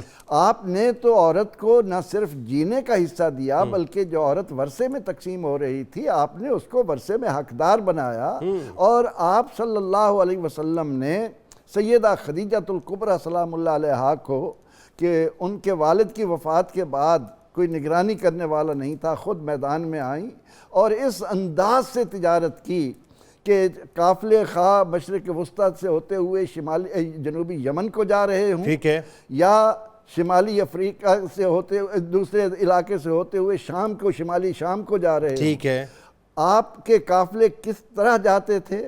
علماء نے لکھا ہے کہ عرب سے جتنے تجارتی قافلے نکلتے تھے آدھا حصہ قافلوں کا سب کا ہوتا تھا اور آدھا قافلہ صرف سیدہ خدیجۃ الکبریٰ سلام اللہ، اتنی بڑی تاجرہ ہے۔ اللہ اکبر۔ اور اللہ تعالیٰ نے آپ کی اس تجارت کو قیامت تک آنے والے مسلمانوں اور اولاد آدم کو یہ بتایا کہ لے ایلاف قریش ایلافہم رحلۃ الشتاء والصیف، جب تک یہ آیہ کریمہ تلاوت کی جاتی رہے گی سیدہ خدیجۃ الکبریٰ سلام اللہ علیہا کو خراج عقیدت پیش ہوتا رہے گا۔ واہ واہ واہ۔ حضور نبی اکرم رحمت عالم صلی اللہ علیہ وسلم نے جب آپ کے تجارتی قافلے لا کر آپ کو دکھایا کہ تجارت کیسی ہوتی ہے، تو اس کے بعد جب حضور سید عالم صلی اللہ علیہ وسلم کے ساتھ آپ کا نکاح ہو جاتا ہے، اس نکاح کے بعد عورت کا ایک کردار آتا ہے کہ آپ کی بیوی اس کے بعد آپ سے یہ تقاضا نہیں کرتی کہ آپ سے میں نے نکاح کیا ہے، میں ملکہ عرب ہوں، اب آپ نے میری اس دولت کو اتنا بڑھانا ہے کہ پوری دنیا میری تجارت سے بھر جائے۔ ٹھیک نہیں، آپ کی خدمت میں پیش کرنے کے بعد آپ کی زوجہ مطہرہ یہ کہتی ہیں میں آپ کی، یہ مال آپ کا، واہ، میرا کام آپ کو راضی کرنا ہے، واہ واہ، میرا کام آپ کا معاون بننا ہے، بہت اچھی بات آپ کر رہے ہیں، بہت اچھی بات، میرا کام آپ کے مشن کو آگے بڑھانا ہے، نہ کہ آپ کی عزت کو گھٹانا، خدا نہ خواستہ، جیسے آج کل عورتیں جو ہیں وہ اپنے شوہروں کی عزتیں گھٹا رہی یہی ہوتی میں ہیں۔ عرض کرنے لگا ہوں بہت اچھی بات کر رہے ہیں کہ جب تک یہ اعتماد کہ عورت اس بات کو نہیں سمجھتی کہ میرے لیے فائدہ کن امور میں ہے، بالکل صحیح، اور ان میں وہ شوہر کی ہم نوا بن کر نہیں چلتی، اس وقت تک یہ زندگی کی گاڑی برباد ہو جاتی۔ بالکل ٹھیک ہے۔ یہ آج اس بربادی کا سب سے بڑا سوال یہ ہے، عورت یہ کہتی ہے کہ ساری عقل کل میں ہوں، ساری عقل میرے پاس آ سر گئی۔ ایک اور بات، اگر ہم یہ سرکار مدینہ صلی اللہ علیہ وآلہ وسلم کے اس پاک مطہر رشتے کو سامنے رکھیں، سیدہ خدیجۃ الکبریٰ سلام اللہ علیہ کو سامنے رکھیں، اور آئیے ذرا آج کے دور کی بات کریں، تو اگر کوئی عورت اس وقت کماؤ ہو اور وہ کما رہی ہو اور شوہر جو ہے کوئی خاص کام دین کا کرنا چاہتا ہو، بالکل اسی مثال کو ہم اٹھا لیتے ہیں نا ایک عام آدمی کے اوپر رکھ کے، تو آپ یقین مانیے وہ کسی طور سے بھی جو ہے اس کو کبھی بھی اس طرح سے تسلیم ہی نہیں کرے گی، ہمیشہ ڈومینیٹ کرتی رہے گی وہ۔ نبی اکرم رحمت عالم صلی اللہ علیہ وسلم نے اس ضمن میں ازواج مطہرات کو کیسی آزادی دی تھی۔ آپ کی ازواج مطہرات میں سے سیدہ حضرت سودا کو لیں، وہ چمڑے رنگتی تھی، چمڑے کی تجارت کرتی تھی اور اس سے آنے والی آمدنی کے ذریعے معاشرے کے نادار لوگوں کے لیے سہارا بنتی تھی۔ تو سیدہ خدیجۃ الکبریٰ سلام اللہ علیہا کو حضور سید عالم صلی اللہ علیہ وسلم نے ان امور کی اجازت دے کر قیامت تک آنے والی عورتوں پر واضح کیا کہ اسلام تمہارے لیے ناروا پابندیاں نہیں لاتا، بالکل ٹھیک ہے، وہ صرف اس بات کا خواہاں ہے کہ اپنے اندر کردار خدیجۃ الکبریٰ کا کرو اور مرد کے برابر معاشرے میں اپنے تمہیں آزادی ہے، تم کام کر سکتے ہو۔ سر میں تو اس سے آگے کی بات عرض کروں، طفل مکتب ہوں آپ لوگوں کے سامنے، اسلام سے زیادہ آزاد خیال کوئی مذہب ہی نہیں ہے، اسلام سے زیادہ آزاد خیال کوئی دین ہی نہیں ہے، لیکن اس کی آزاد خیالی کی ایک سینٹرل باؤنڈریز ہیں جو عورت ہی کی پروٹیکشن کے لیے اس نے پیدا کی ہیں بنیادی طور پہ۔ پیر صاحب اب ذرا یہ بتائیے اسی کنٹینیوٹی میں سیدہ خدیجۃ الکبریٰ سلام اللہ علیہا کا مقام اور مرتبہ سرور دو جہاں صلی اللہ علیہ وآلہ وسلم کی نگاہ مبارک میں۔ بسم اللہ الرحمن الرحیم۔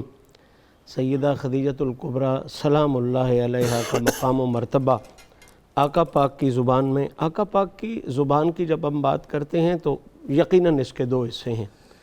ایک حضور کی زبان سے وہ کلام نکلنا جو اللہ کی طرف سے ہے، اسے ہم قرآن کہتے ہیں، بالکل ٹھیک ہے، اور ایک وہ کلام نکلنا جو حضور کی طرف سے، اسے ہم حدیث کہتے ہیں۔ واہ، دونوں صورتوں میں زبان میرے آقا کی ہی استعمال ہوئی ہے، اس کے علاوہ کوئی اور زبان استعمال نہیں ہوئی۔ سبحان اللہ۔ تو اگر قرآن مجید میں سیدہ خدیجۃ الکبریٰ کا مقام ہم دیکھنے چلیں تو وہ خوبصورت آیہ مبارکہ سورہ والضحیٰ کی جس میں یہ اللہ نے یہ ترتیب رکھی ہے کہ پہلے 2 قسمیں رکھی ہیں، پھر سرکار پر 6 انعام رکھے ہیں، پھر 3 پیغام رکھے ہیں۔ تو والضحیٰ واللیل اذا سجا سے جب آپ شروع کرتے ہو اور ووجدک عائلا فاغنی پر جاتے ہو، تو جس طرح اس مقام پر ایک آیت پہلے اللہ نے جناب ابو طالب علیہ السلام کی عزت و عظمت کو اشارے کے ساتھ بیان فرمایا ہے، اسی طرح عائلا فاغنی میں اللہ نے جناب خدیجہ کی عظمت کو بیان فرمایا ہے۔ اور جنید بھائی حسن یہ ہے کہ اللہ فرما رہا ہے حبیب آپ کو مال کی ضرورت تھی تو میں نے آپ کو غنی کر دیا۔ اللہ حسن اس میں یہ ہے کہ وہ چیز جو حضور کے پاس آئی اور آپ بے شمار جو مال و متاع ہے اس کو دین کے مشن پر لگانے لگے، وہ دولت کدھر سے آئی؟ وہ کعبۃ اللہ میں کوئی سونے کا بت نہیں تھا جو اتار کے دے دیا گیا، کوئی حضور نے زمین نہیں کھودی جو نیچے سے خزانہ نکل آیا، وہ کہاں سے آئی؟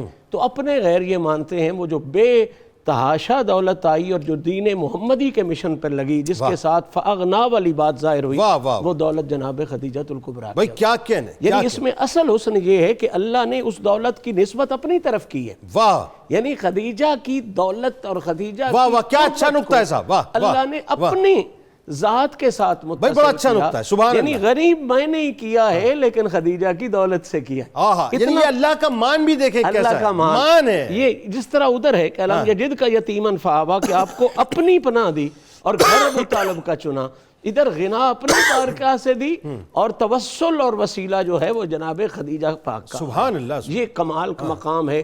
اللہ تعالیٰ نے اس مقام پر جناب خدیجہ کا مقام یہ بیان کیا کہ یہ وہ ہستی ہے جو اللہ نے انعام بنا کے حضور کو عطا۔ واہ واہ واہ واہ سبحان اللہ۔ اور میں ایک جملہ کہنا ضرور چاہتا ہوں، قبلہ 40 سال کے بعد اعلان نبوت ہوا، بالکل ٹھیک ہے، جنہوں نے اعلان نبوت کے بعد حضور پر سب کچھ لٹایا، کائنات ان کے قدموں پہ قربان۔ بے شک 2 ہستیاں آپ کو تاریخ میں ایسی ملیں گی جنہوں نے اعلان نبوت کے بعد تو لٹایا ہی لٹایا۔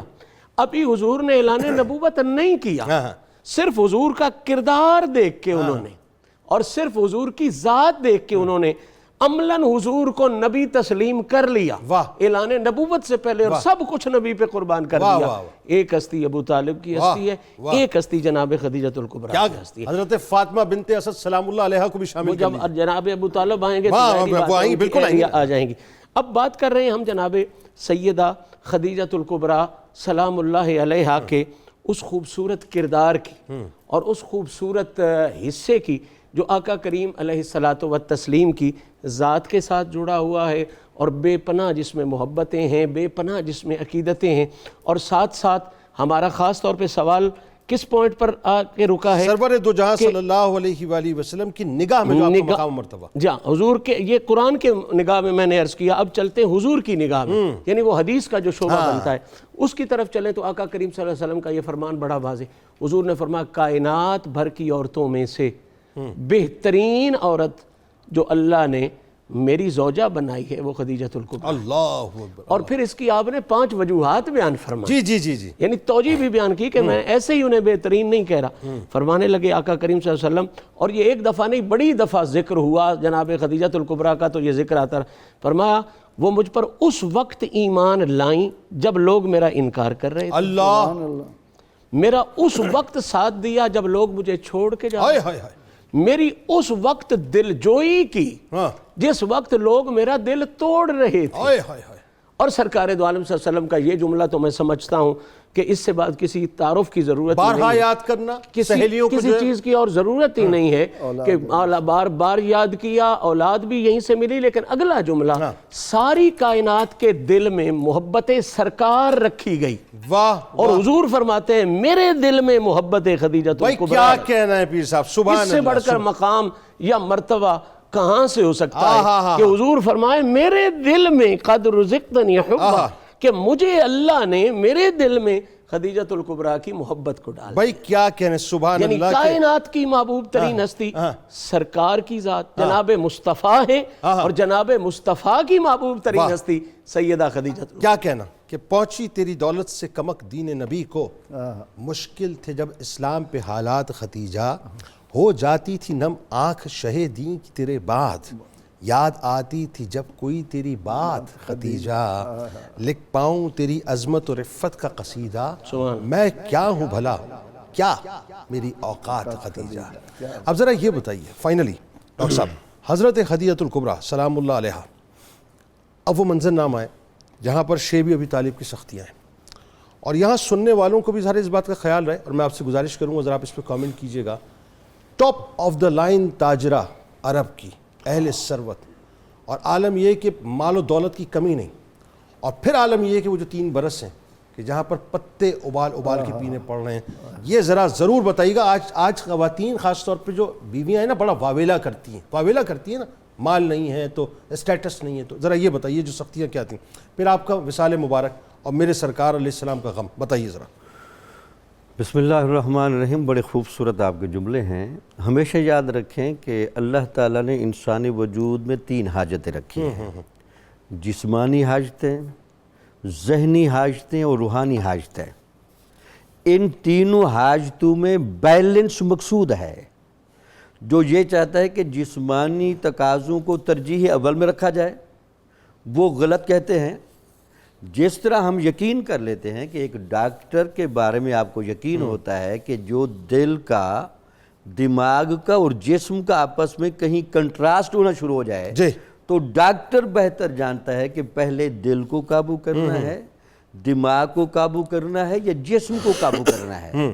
حضرت خدیجہ الکبریٰ سلام اللہ علیہ کا شیب ابی طالب کا یہ واقعہ یہ بنیادی طور پر اس میسج پر تھا، ایک طرف ہے مال اور ایک طرف ہے کردار۔ ہاں ٹھیک، بالکل۔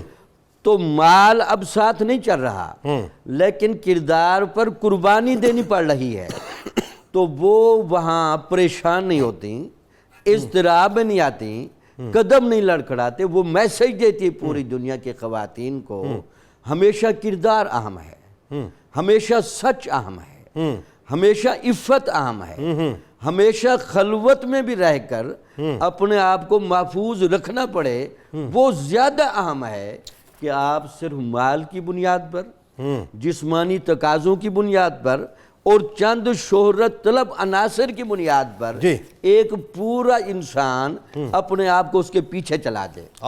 تو کردار کی اوپر اتنی قربانی دینا کہ پورے عرب کی مخالفت بھی جھیلی۔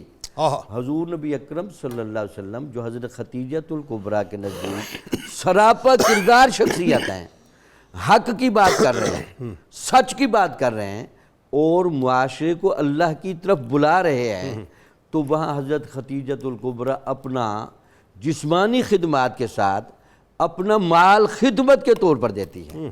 تو یہ بنیادی طور پر جنہیں سے ہمیشہ یاد رکھیں، کبھی اگر ایسا ہو جائے روح کی اور جسم کی لڑائی شروع ہو جائے تو ہمیشہ وزن روح کی طرف ڈالنا، کیونکہ اللہ نے انسان کو اپنا خلیفہ دنیا میں بنا کے اچھی بات ہے۔ بندہ جانور نہیں ہے، یہ جانوروں سے افضل ہے۔ وَلَقَدْ كَرَّمْنَا بَنِي آدَمَ، ہم نے آدم علیہ السلام اور ان کی اولاد کو عزت والا بنایا ہے۔ عزت بنتی ہے کردار سے، عزت بنتی ہے عفت سے، عزت بنتی ہے قربانی سے۔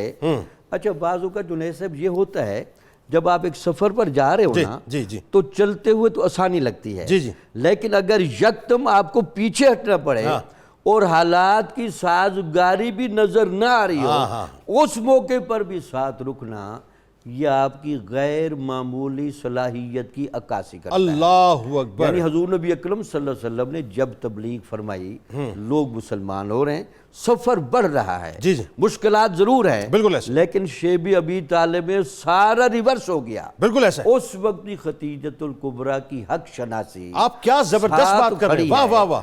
اس موقع پر آپ نے جتنی ہمت کے ساتھ، حوصلے کے ساتھ، اور اس 3 سال میں جہاں اپنا مال خرچ کیا، کسی موقع پر بھی حضور کو اپنی افسردگی، اپنی باڈی لینگویج میں مایوسی نہیں دکھائی۔ فائنلی جب آپ اس دنیا سے ظاہری طور پہ تشریف لے گئیں، میرے سرکار کا حزن، آپ کے علم میں ہے کہ اللہ تعالیٰ نے انبیاء کو جو فطرت دی ہوتی ہے، احسان کرنے والے کے احسان کو جتلانا اور احسان کرنے والے کو احسان کو یاد کرانا، یہ جو اللہ کا بھی باقاعدہ حکم ہے، انبیاء تو بنیادی طور پر اس میں ڈھلے ہوتے ہیں۔ تو حضرت خدیجہ الکبریٰ کی یہ ساری خدمات، آپ کا یہ سارا مال، آپ کی یہ دھارس، آپ کی یہ سنگت جس طرح آپ کے ساتھ رہی تو آپ نے ان کے وصال کو یوم حزن قرار دیا۔ اللہ، ایک ہی سال میں آپ دو ان غم لمحات کو یاد کرتے تھے۔ اچھا یاد کیوں کرتے تھے جنید صاحب؟ صرف عورتوں کو پیغام دینے کے لیے؟ بھئی عورتیں ہم نے بھی بڑی دیکھی ہیں، لیکن اتنے حوصلے والی عورت، اتنی ہمت والی عورت، اتنی حق شناس عورت، اور اتنی مستقبل میں ایک دین کی پلاننگ کو چیک کرنے والی عورت، وہ آپ تھی۔ بھائی اسی لیے تو پکار اٹھے نا، اسی لیے تو پکار اٹھے کہ نصاب عشق و وفا سیدہ خدیجہ ہیں، قرار شاہ دنا سیدہ خدیجہ ہیں، بلا شبہ ہیں خدیجہ ہی جدہ سادات، بنائے آل عباس سیدہ خدیجہ ہیں، لٹا دیں دولتیں اسلام کی بقا کے لیے۔ پیر صاحب آپ تو ظاہر ہے مطلب آپ سے بہتر کون لکھے گا، تو لٹا دی دولتیں اسلام کی بقا کے لیے، معین دین خدا سیدہ خدیجہ ہیں، در کرم سے کوئی بھی نہیں گیا خالی۔ پروفیسر صاحب، ڈاکٹر صاحب، در کرم سے کوئی بھی نہیں گیا خالی، کمال جود و سخا سیدہ خدیجہ ہیں، خوشی ہو یا کہ ہو غم مصطفیٰ کے ساتھ رہیں، نشان صبر و ولا سیدہ خدیجہ ہیں، ہیرا پہ توشہ لیے، ابھی ہم بات کر رہے تھے نا، ہیرا پہ توشہ لیے ان کا دم بدم جانا، ہیرا پہ توشہ لیے ان کا دم بدم جانا، کمال حلم و رضا سیدہ خدیجہ ہیں، نہ ہوگا شور و شغب کوشک خدیجہ میں۔ کیا محل اللہ نے عطا کیا ہے، واہ جی واہ، کہ نہ ہوگا شور و شغب کوشک خدیجہ میں، مکین خلد علا سیدہ خدیجہ ہیں، کہ جن پر عرش سے تسلیم حق ہوئی نازل، کہ جن پر عرش سے تسلیم حق ہوئی نازل، پسند ذات خدا سیدہ خدیجہ ہیں، مٹیں گے تیرے مشاہد تمام رنج و علم، مٹیں گے تیرے جنید تمام رنج و علم، مٹیں گے تیرے سعید تمام رنج و علم، مٹیں گے تیرے مشہدی تمام رنج و علم، مٹیں گے تیرے شبیر تمام رنج و علم، کہ درد و غم کی دوا سیدہ خدیجہ ہیں۔ ہائے ہائے جناب والا، ہمارے ساتھ رہیے، مختصر سا وقفہ، لوٹ کے آتے ہیں پھر گفتگو کا آغاز کریں گے۔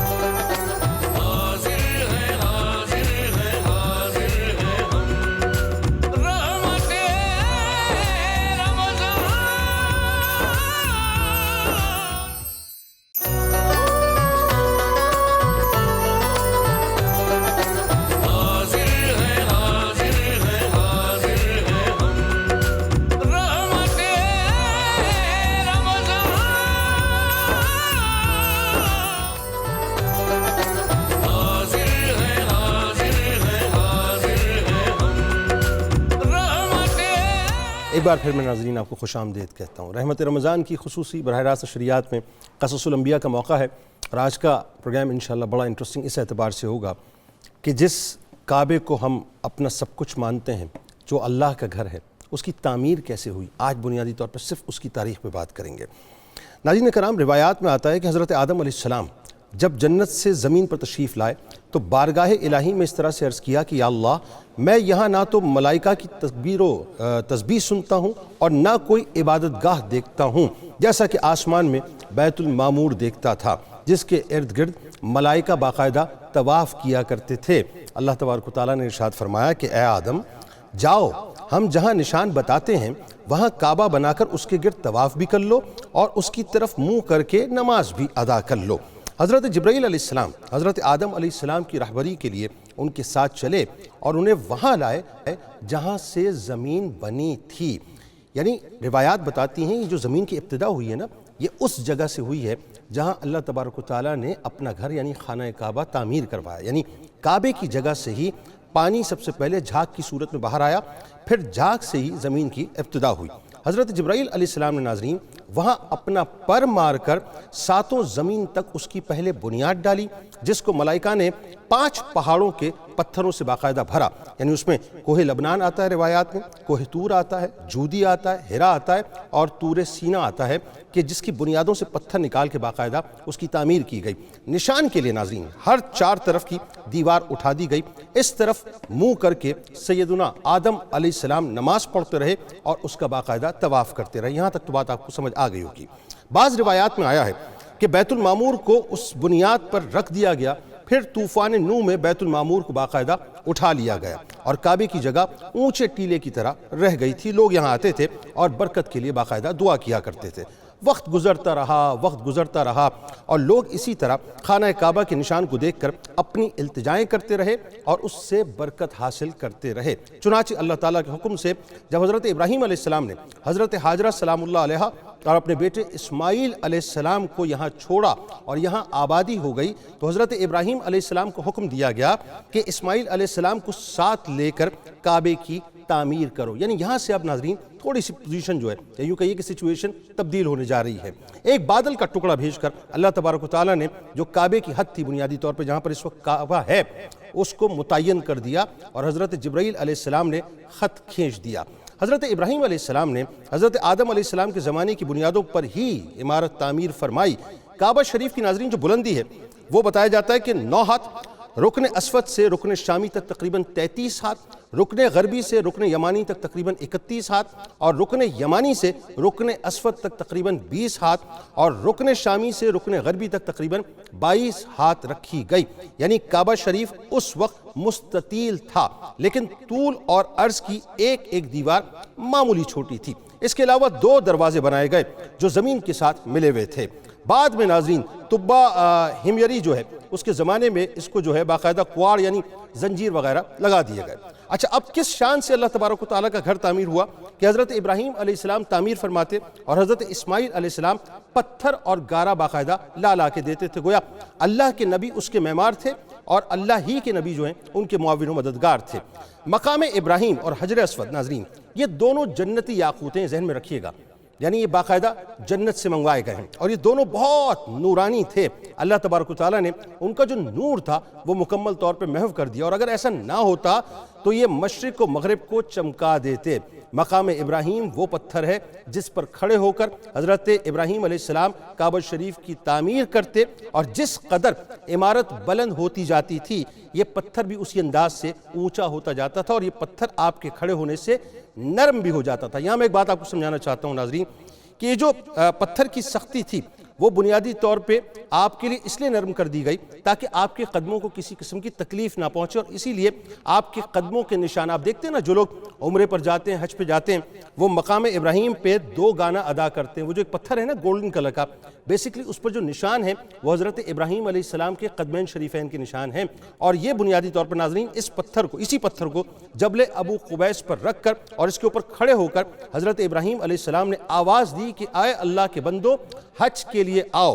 اس واقعے کو قرآن پاک نے سورہ حج کی آیت نمبر 27 میں یوں بیان کیا ہے، اور تم لوگوں میں حج کا بلند آواز سے اعلان کرو، وہ تمہارے پاس پیدل اور تمام دبلے اونٹوں پر سوار ہو کر حاضر ہو جائیں گے جو دراز کے راستوں سے آتے ہیں۔ روایات میں آتا ہے کہ حضرت ابراہیم علیہ السلام کے اس اعلان کے بعد ان تمام لوگوں نے لبیک کہا جنہوں نے بھی حج کرنا تھا۔ جس نے جتنی مرتبہ حج بیت اللہ کرنا تھا اتنی مرتبہ ہی لبیک کہہ دیا، یعنی ماؤں کے رحموں میں اور آبا کی پشتوں میں سے تا قیامت آنے والوں نے جتنے بھی تا قیامت آئیں گے ان سب نے لبیک کہہ دیا۔ یعنی جتنے لوگ بھی اب ذہن میں رکھیے گا پوری دنیا میں ظاہر اس وقت حج کر رہے ہیں یا حج کا موقع جب آئے گا یا حج کرتے رہیں گے، ان کو اللہ تبارک و تعالیٰ نے منتخب کر دیا ہے کہ جنہوں نے لبیک کہا اب ان کی باری آنی ہے، اور جتنی بار لبیک کہا اتنی ہی بار ان کو انشاءاللہ حج پہ جانا ہے۔ ایک مرتبہ حضور نبی کریم صلی اللہ علیہ وآلہ وسلم نے مقام ابراہیم کی عظمت بیان کی تو حضرت عمر فاروق رضی اللہ تعالیٰ عنہ نے عرض کیا کہ یا رسول اللہ صلی اللہ علیہ وآلہ وسلم کیا ہم اس کے پیچھے نماز ادا کر لیا کریں؟ جس پر حضور نبی کریم صلی اللہ علیہ وآلہ وسلم نے وحی کے انتظار میں خاموشی اختیار کی اور اسی دن اللہ تبارک و تعالیٰ کی طرف سے قرآن مجید کی سورہ بقرہ کی یہ آیت یعنی 125 کا نزول ہوا.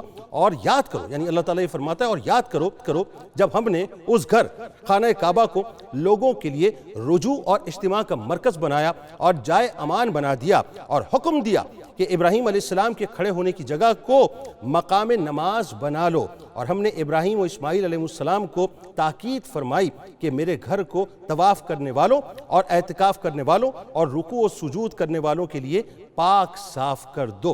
روایات میں آتا ہے کہ کئی سال گزرنے کے بعد حضرت ابراہیم علیہ السلام جب حضرت اسماعیل علیہ السلام سے ملنے آئے تو اللہ تبارک و تعالیٰ کی منشا کے مطابق حضرت سارہ سلام اللہ علیہا سے وعدہ کر کے آئے کہ اپنے بیٹے کو دیکھ کر اور ملاقات کر کے میں واپس آ جاؤں گا، سواری سے نہیں اتروں گا.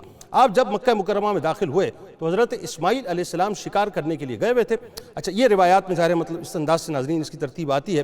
تو آپ کی ان کی زوجہ یعنی اپنی بہو سے ملاقات ہوئی. حضرت ابراہیم علیہ السلام نے گزر اوقات کے متعلق پوچھا تو انہوں نے جواب دیا کہ گزارا جو ہے وہ اچھا نہیں ہو رہا، تنگ دستی ہے، صرف شکار پر گزر اوقات ہو رہی ہے. حضرت ابراہیم علیہ السلام نے چلتے ہوئے فرمایا کہ اپنے خاوند کو میرا سلام کہنا اور کہنا کہ تمہارے گھر کی چوکٹ اچھی نہیں، اسے بدل دو.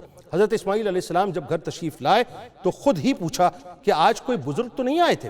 آپ کی زوجہ نے کہا کہ آئے تھے اور سلام کہہ کر گئے اور ایک پیغام دے کر گئے ہیں.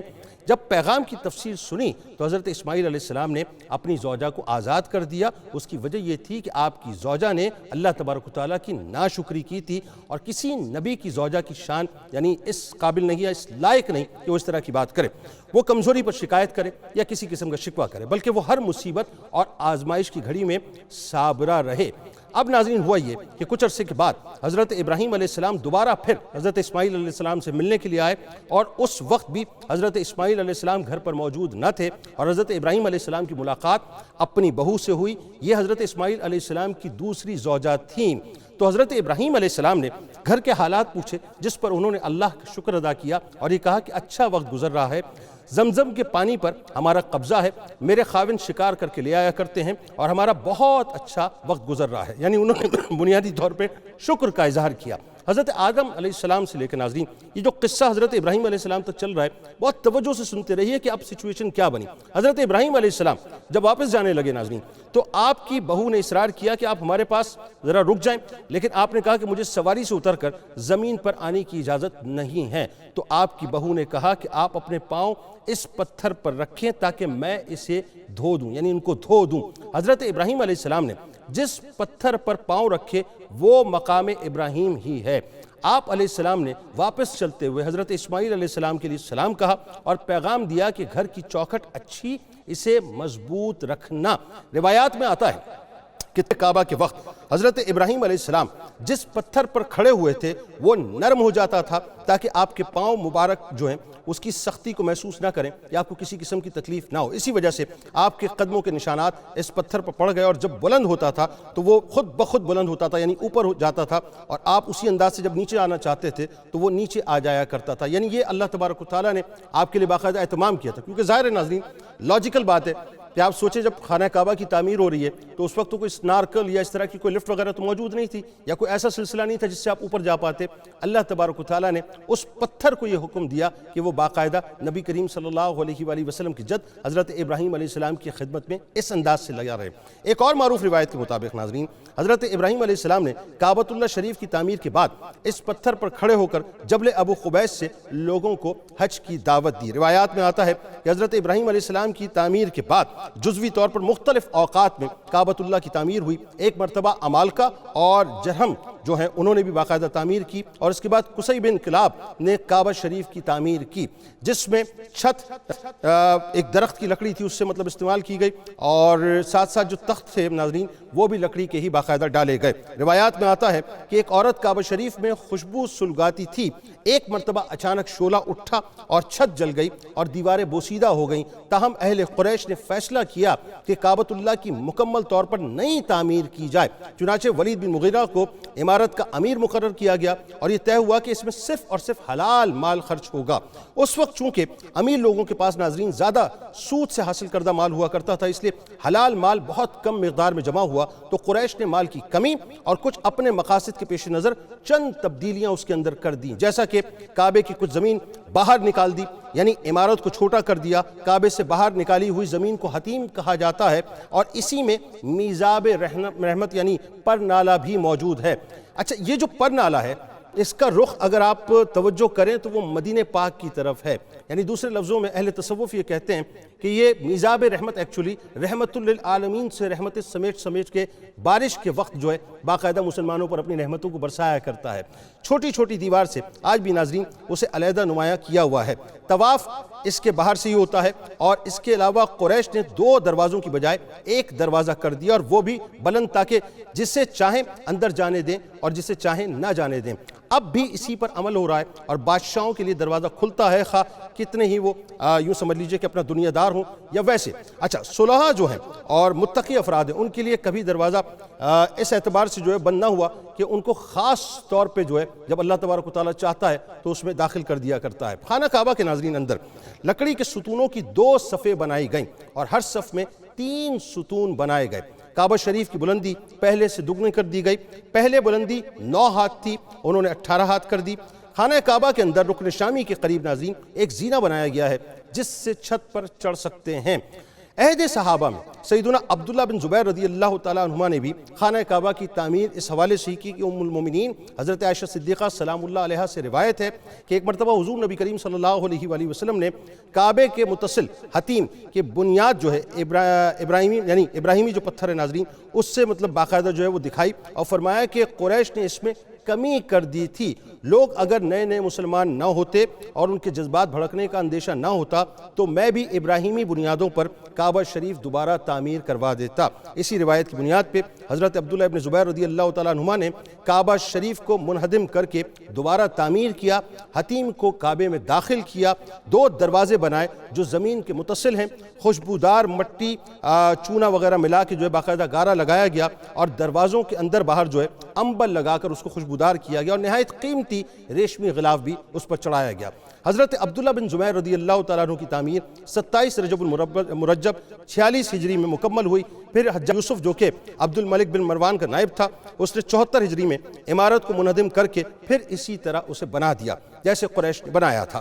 پھر خلیفہ ہارون رشید نے چاہا کہ کعبۃ اللہ کو اسی طرح بنا دیا جائے جس طرح عبداللہ ابن زبیر رضی اللہ تعالیٰ عنہما نے تعمیر کیا تھا، مگر اس وقت کے علماء نے اس تعمیر سے منع کر دیا کہ پھر تمہارا کوئی مخالف آئے گا اور پھر اس میں تبدیلی کر دے گا اور اس طرح گرانا اور بنانا ایک کھیل بن جائے گا، لہٰذا وہاں پہ روک دیا گیا۔ روایت میں ناظرین کہ اس کے بعد کعبۃ اللہ شریف کی مرمت تو ہوتی رہی لیکن مکمل طور پر پوری عمارت کو دوبارہ نہیں بنایا گیا۔ اس کے بعد 1040 ہجری میں سلطان مراد بن احمد خان شاہ قسطنطنیہ نے جب دیکھا کہ کعبہ شریف کی عمارت بہت پرانی ہو گئی ہے تو اس نے سوائے رکن حجر اسود کے تمام عمارت منہدم کر کے نئی تعمیر کرائی، لیکن انہی بنیادوں پر اور اسی طرز پر جو حجاج بن یوسف نے بنائی تھی۔ خانہ کعبہ کے اندر سنگ مرمر کا فرش بچھایا گیا اور اندر چھت پر نہایت نفیس مخملی چھت جو ہے وہ یعنی اس کو سمجھ لیجئے کہ اس کو پورا اس سے کور کیا گیا اور باہر کی دیواریں سنگ خار یعنی چونا وغیرہ جو ہیں اس میں چنی گئیں اور نہایت نفیس